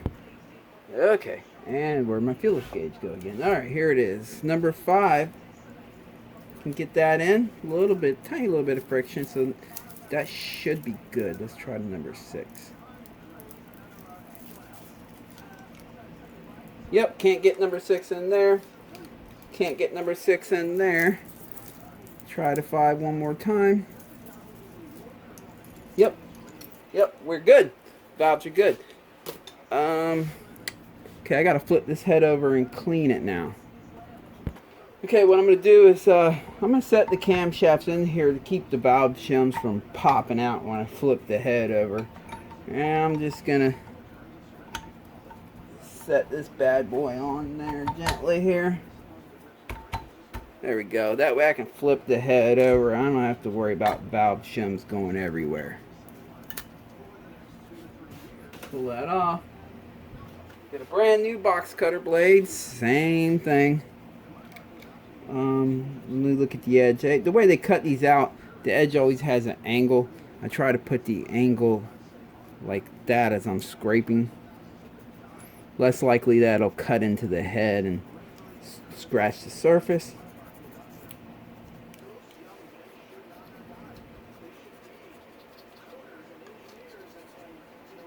So all we're doing is removing the old gasket material.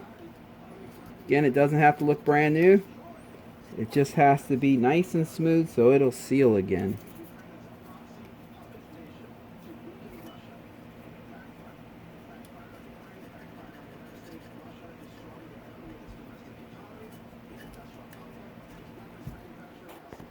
Okay, I think I got that good. Got a piece of lint there.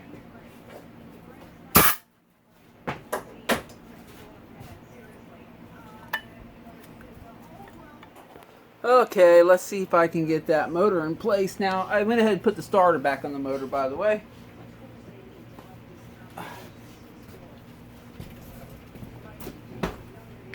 Fun, fun. Well, you want to help?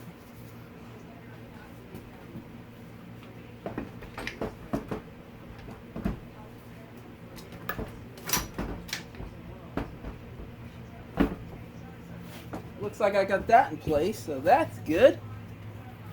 All right, I'm going to see if I can get the center bottom motor mount bolt in here, and then I'll worry about the swing arm pivot bolt.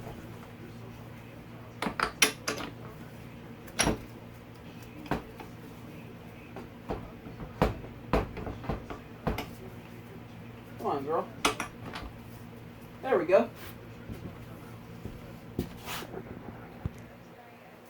And I went ahead and put some lube on that so that won't get stuck.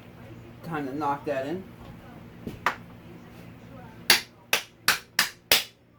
Might have to shift the motor around a little bit, line it up. But that's the beauty of having the bottom bolt ends. I can just pivot it like this.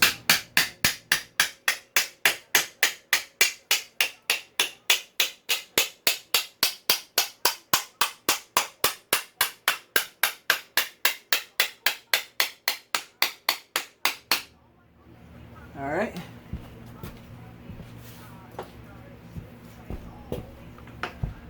Twist it a little bit, get it lined up.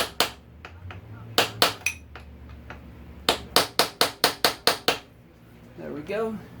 And just tap it in the rest of the way.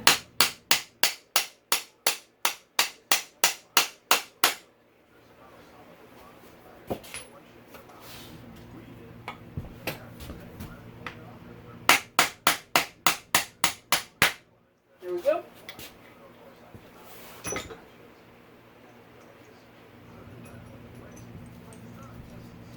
What I'm doing is I'm putting all the motor mount bolts in first without tightening them. Because if you just tighten up the first one, you might not be able to get the second one lined up and stuff like that. Try to remember which way this went. That way.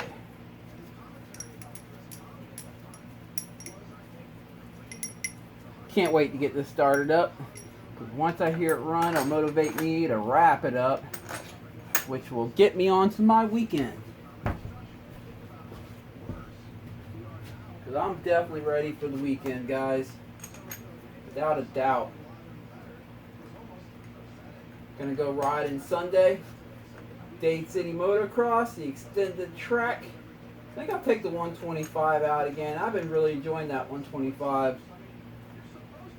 At my age, I'm 47 years old, and I'm just out to have a good time. And that bike, man, it just puts a smile on my face. Okay. We are getting there. Okay, I'm going to tighten up all the motor mount bolts real quick. I'll be right back. Okay, let me go ahead and hook up that gear position sensor, the clutch cable, put the chain, the front sprocket on with the chain, and just let me square away the bottom end real quick. Let's knock that out.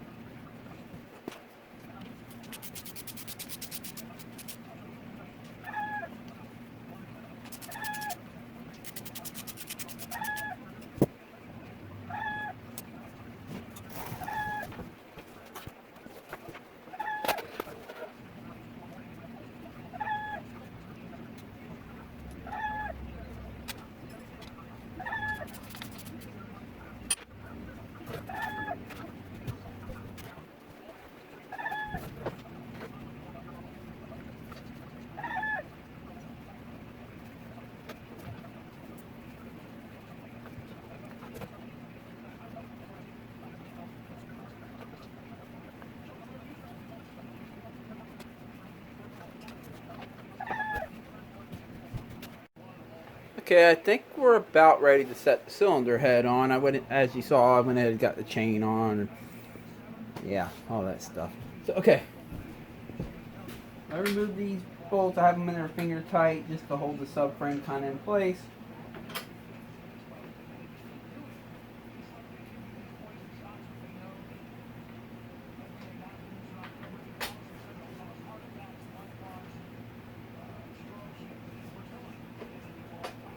There we go.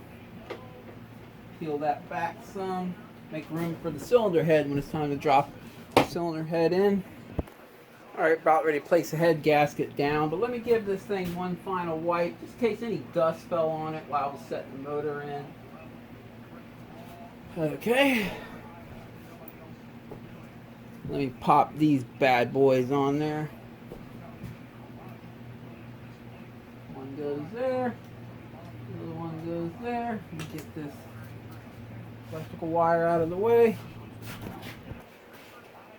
Brand new OEM cylinder head gasket.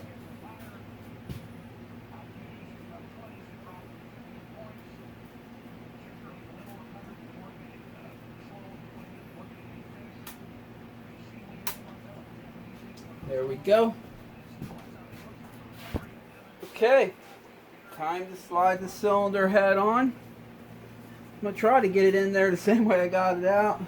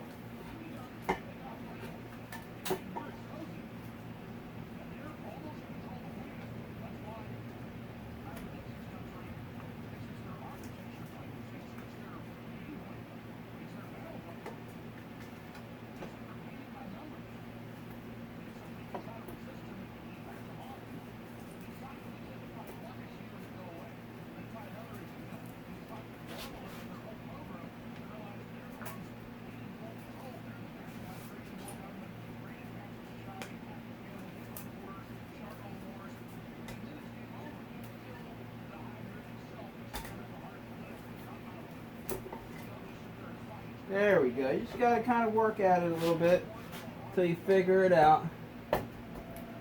Alright. Got that on there. Whew. I think I'm going to go ahead, before I even put the cylinder head bolts in, I'm going to go ahead and slide the throttle body on there. Just so that's not dangling back there anymore.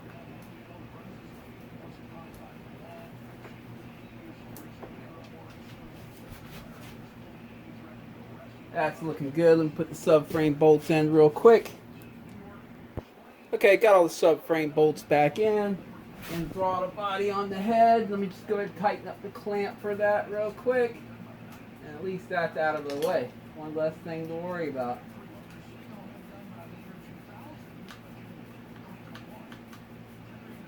Plus, I like to get that on as fast as I can, so it's less likely something falls into the intake track. I actually had that happen one time. It wasn't pretty. A little piece of plastic fell in there and crammed it got stuck the intake valve open. Luckily, it didn't hurt anything. I was able to go back in there, pull it out. Didn't damage anything. It was all good. But all right, let me look up the torque specs for this head, and we're going to torque her down. Okay, cylinder head bolt time. We're getting there, guys. We're getting there. Not too much longer, and we'll be firing her up.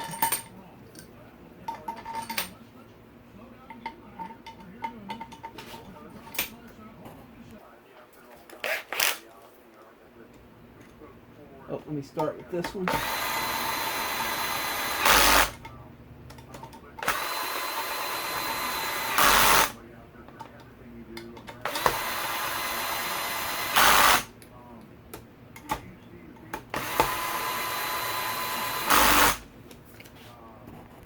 Okay, the manual here calls for 35 foot-pounds.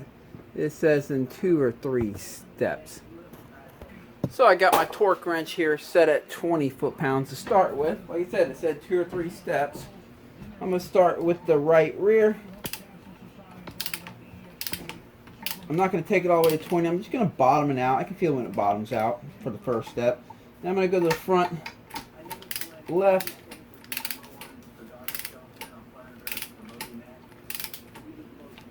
There we go. Then the front right. There we go. And now the rear right. And now I'm going to take it to 20 foot-pounds. And these stupid handlebars, they are not adjusted very tightly. They keep flopping left or right on me. Oh,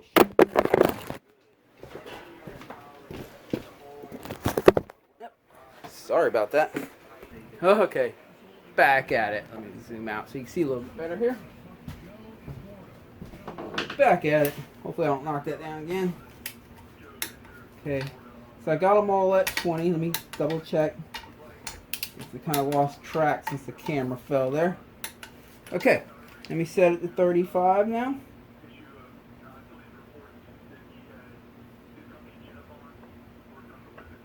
There we go, 35. Again, start with the right rear.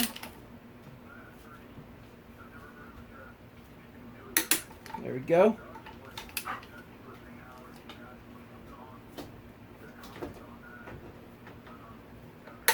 Alright. See, these handlebars just keep flopping around.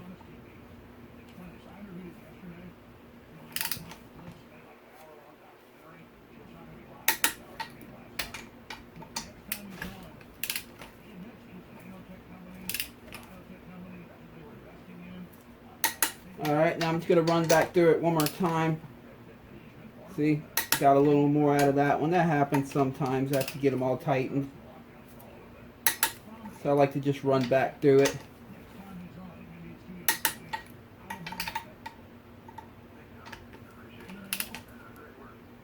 There we go. Head is torqued down. Alright, might as well put these in the head now. And let me tighten up this bottom one first. There we go.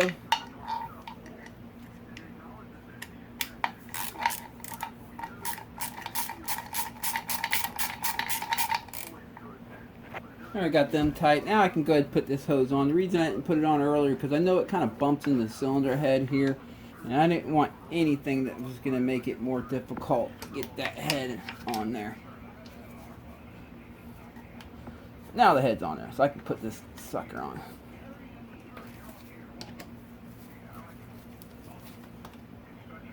There we go. Go ahead and tighten it up.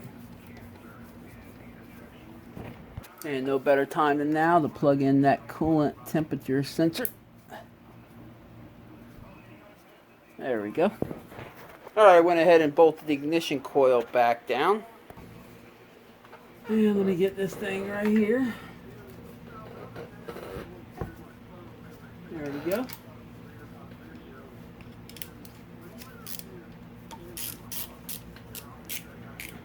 And the little one back here that holds this the stator wire in place.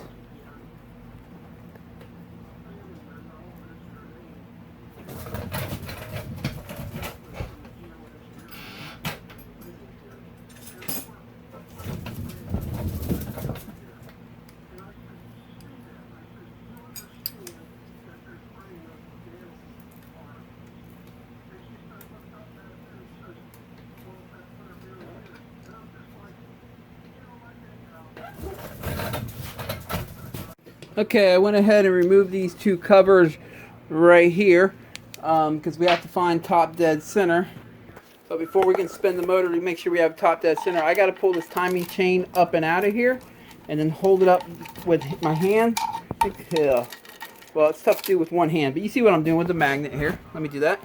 Okay, I got that chain up where I can reach up there, grab it, and just pull it all the way up and hold it with your hand so it doesn't get kinked up as you turn the motor. And then I can already see the timing mark there, so I'm going to break the rule here and go backwards, but that's okay. There we go. Let me line it up perfectly, and I'll show you on the camera what we got. Alright, see if I can get the camera up in here and show you.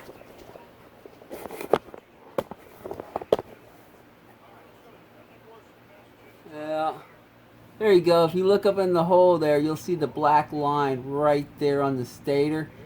And that's supposed to line up with the line right there. And that means the motor's at top dead center. And that's where you want to have it. So when you go to put the camshafts in, you get them in the proper timed right. So let's go to the other side of the motor and do that. Actually, typical for Honda, they give you two lines. Ain't that nice? And it's usually supposed to be in the middle of the two. We got one line right there, and if I go a little bit further, you'll see we got another line right there. So to be safe, just to be safe, I'm gonna pull the spark plug out and stick a long extension in the spark plug hole and rotate the motor and feel the extension go up and down so I can make sure I truly have it at top dead center. It's just something I like to do to be safe. Okay, the spark plug's out. I'll take this really long extension, stick it in the spark plug hole. Again, you want to grab the timing chain, hold it up with your hand. I'm going to get down here and just watch. I'm just going to watch that extension. Okay, it's going down there. Let me bring it back, turn it the other way, bring it up. Okay, it's going back down there. So I'm trying to find the highest spot. I believe that's it right there. So let's see where we ended up at. Hold the timing chain up with this. Pull that out. Alright, let's go down there and see where it's at. Okay, I can see the first line down here, and then the second line is hey, my dog's over here bothering me. The second line is perfectly lined up with that. So it's going to be the top line. Let's put it like that. Line it up with that. Honda likes to do that. They give you two lines here sometimes, and you got to figure out which one's top dead center. But yeah, there it is. Okay, popping the camshafts in now. And I got a little bit of lube on the journals. So initial startup, it's not dry. Well, first let me take the manual out and show you. Okay, here's the manual. I'll put that right there so if you have to pause the video and get a good look at it. What it's showing is on the intake cam right here. What it's showing us is the lobe should be right there, because unlike some bikes that put a dot here and another dot there so you know which way, because that way you can have it 180 degrees. If you have this one right here has a line there, the line right there, so you can actually have it 180 degrees off timing versus the other cam because they did it that way. So what they did in the manual is they showed you the lobe where it should be pointed at, and it mentions that up here, and then over here it mentions that you should have the weight of the exhaust cam down on the bottom. So let's go ahead, and you can see back here too in the picture, you can see the cam lobe facing up that way, and then this cam lobe is facing that way. So let's go ahead and do it. Alright. I'm going to start with the exhaust cam because that is the cam that is not on the tensioner side. The tensioner is right here. So I always start on the cam that's not on the tensioner side because that chain will be going straight down, and like it said in the manual, the weight should be faced down like that with the cam. You see the lobe right here? We got two lines. Okay, let's give it a shot.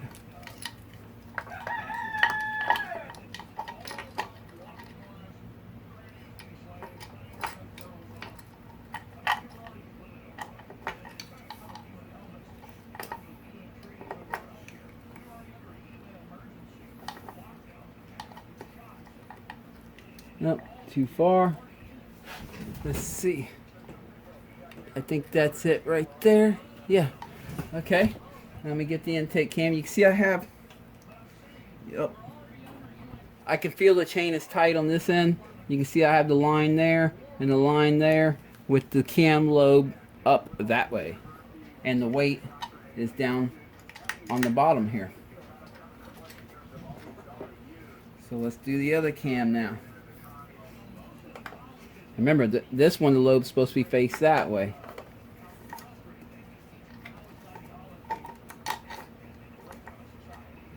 Sometimes you have to take these sprockets off on the intake cam to get them in. Sometimes you don't have to, so let's just see.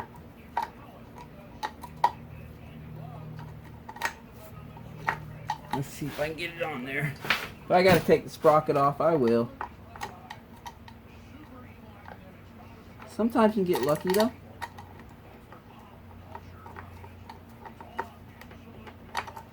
Uh-oh. Come on now. There we go.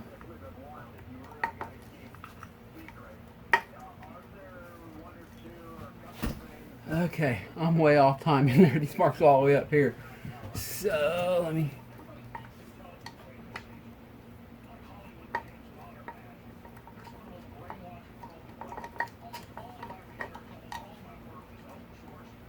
try that.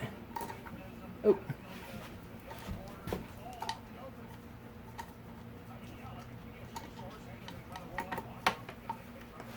Again, if you got to take this sprocket off right here, then so be it.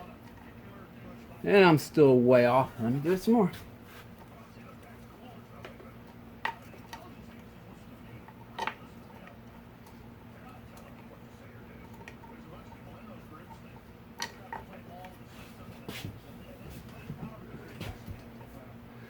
Let me stick my finger in the hole here while I press these cams down back here. See where it's at? Looks like it's good. Let me go verify that it's still, the crank didn't spin any while I was yanking on the chain. Let me make sure the timing, or the top dead center mark still lines up over here. It's a little off, but not much. Let me straighten that out.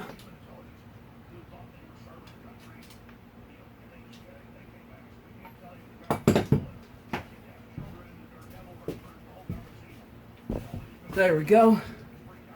Let's see.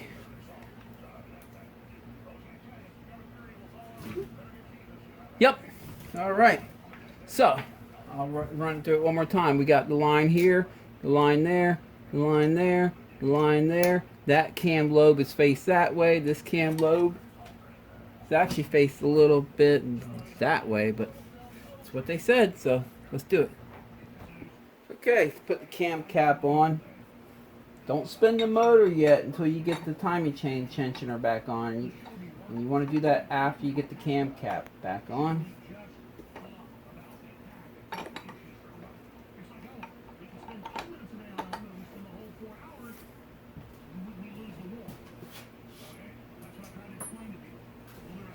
Get all these in place. Remember, the ones with the washers go in the middle here. And like everything else, some are longer, some are shorter. So just stick them all in and make sure they all stick out the same distance. And if they do, then it means you got them in the correct holes. Then you can tighten it up. There we go. All right.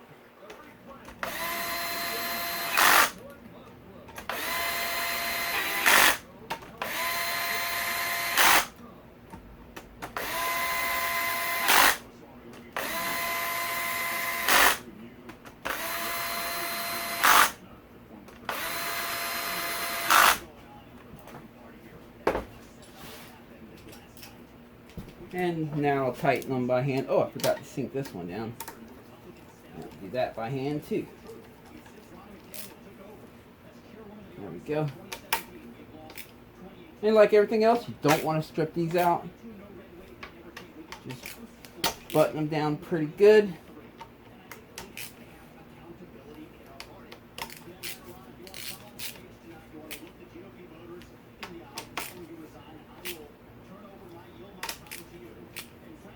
All right, and you got to put this little guide, whatever you want to call this thing, back on. Oop, almost put it on backwards. All right, let me tighten that up real quick. Okay, the timing chain tensioner, we have to get that retracted, pulled down, and use a flathead. What I did is I removed the little cap on the end here. Remember, I loosened that up in the first part. Oh man, my little flathead stripped out. Let me grab some vice grips to grab it. Okay, I'll be able to grip it this way. All right, what you want to do is spin the inside here, and you'll see that that push rod retracts in. Now, once you bottom it out, if you give it a nice little tug on the bottom, it should. Oh, I accidentally broke it loose. Here you go. Once you get to the bottom, if you give it a nice little tug, I gotta stop that. It should just lock itself in.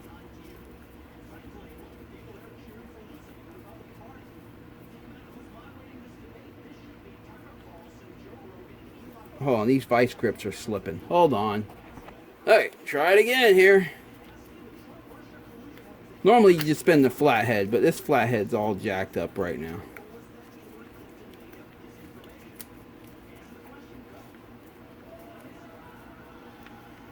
Okay, I'm on the bottom, get a little tug. See? And it'll stay down.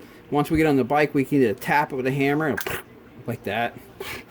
It's going great, huh? Well, anyway, you see how it's done. Let me do it again. Okay, I got it. Jeez. Alright, that sucker, every time I think I have it, you give it about 30 seconds and it just pops out on its own. So what I'm going to do here is I'm going to retract it with a screwdriver. And again, this screwdriver is stripped out. And I don't have another one this small to get up in there. So let me see what I can do here.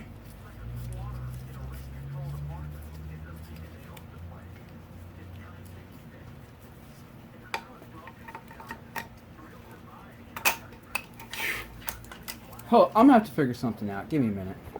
Okay, I found a flathead small enough. I got it retracted. Put it in there, hold it with the flathead. And they actually sell a little holding tool for this. That once you get it down there, you can hold it, you can slide it in the hole and it kind of keeps it locked in. And when you pull it out, it's just a little slab of metal.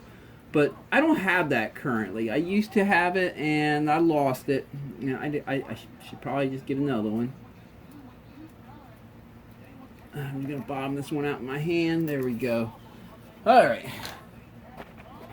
Okay, they got the top on it. Let me get the bottom one. And by the way, there is a new gasket there on that thing. You want to make sure you do that.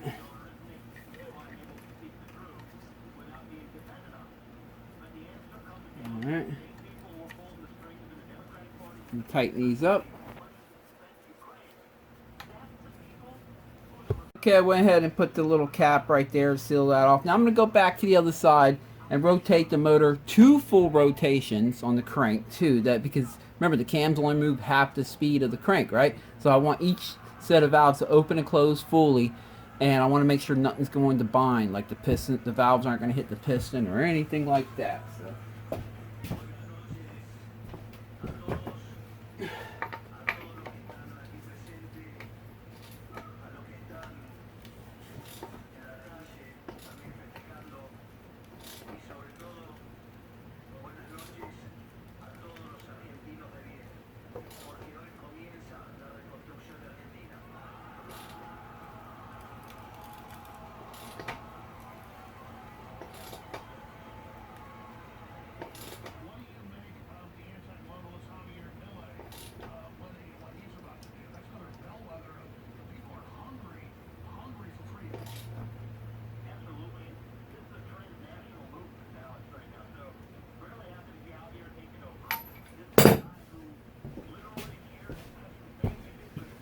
Okay, see. Yeah, everything's still looking good. We have the lines right here lined up with the mating surface of the valve cover, and the weight is down on the bottom here, so sweet. Let me go ahead and put the valve cover back on. Okay, gonna pop the valve cover on now. I put a little bit of black RTV right on them little high spots of the gasket there. They do that from the factory too. One of the things that just kind of needs to be done on these. Let's see which way I can get this thing in here.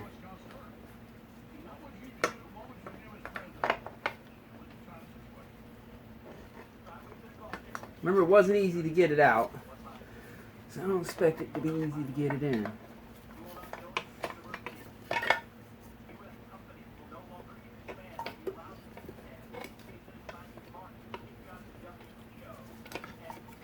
That's what's going on here.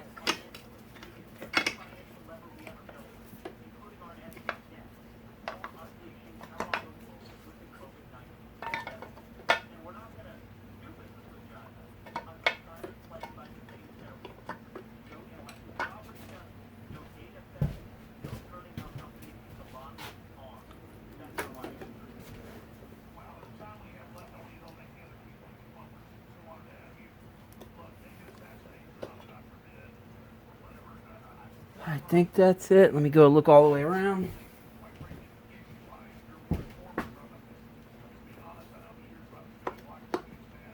appears to be good. Now I'll go ahead and put the two 10mm bolts that hold it in place down and tighten them up.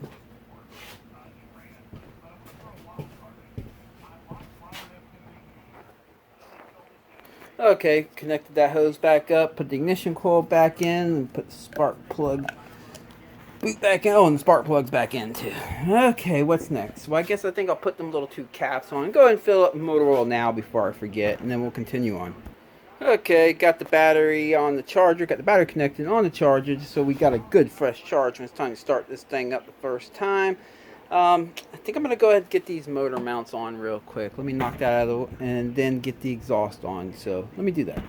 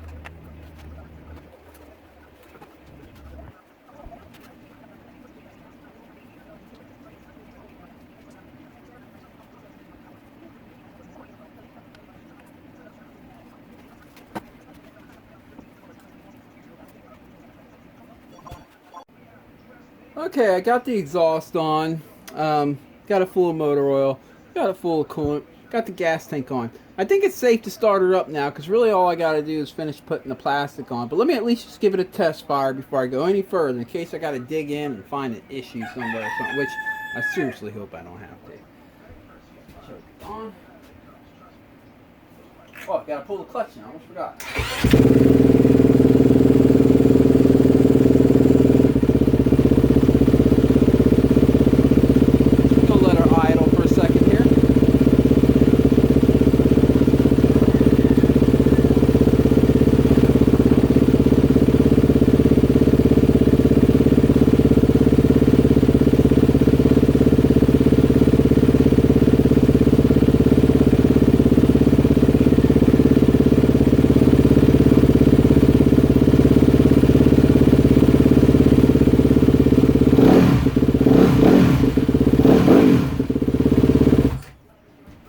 Well, heck, so far so good, and she sounds great.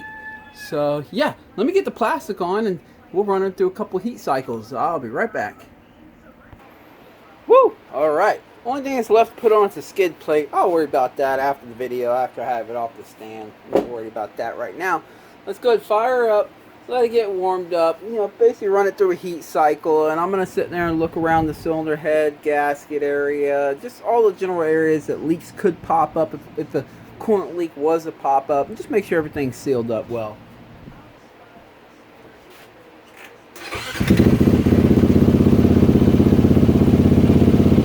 Sit down and let her get nice and warmed up.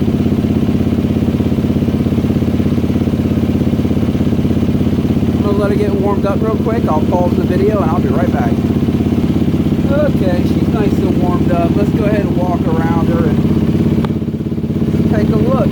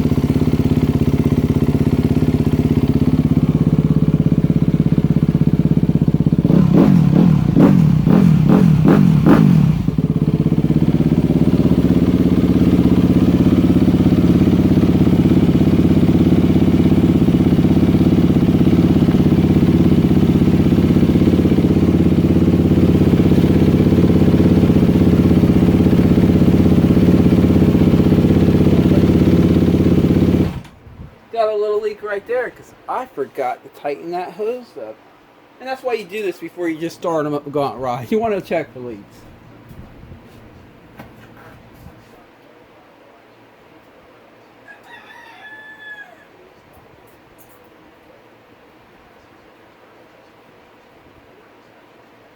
Okay, try it again.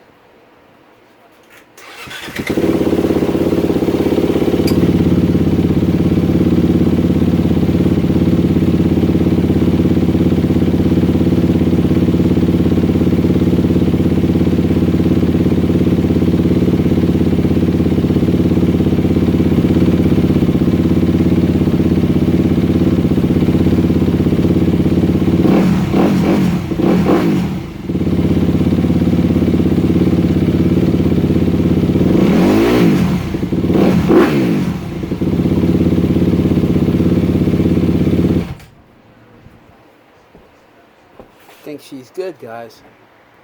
So, woo, that was a long job. Appreciate you guys sitting through it and coming along for the ride. And boy, I'm glad it's Friday. Get on with this weekend, get 2 days of rest, and I'll be right back at it. Well, I'll be riding on Sunday, but, oh, sorry. This week I'll be riding on Sunday, so I guess I'll be resting on Saturday, but it's all good. So yeah, I'll be taking the YZ125 out this weekend to Dade City Motocross on Sunday. It's the extended track, so I hope to see you guys out there. And if I don't see you out there, I hope you have a good weekend riding somewhere. Make sure you get out and ride. Don't just sit at home and do nothing.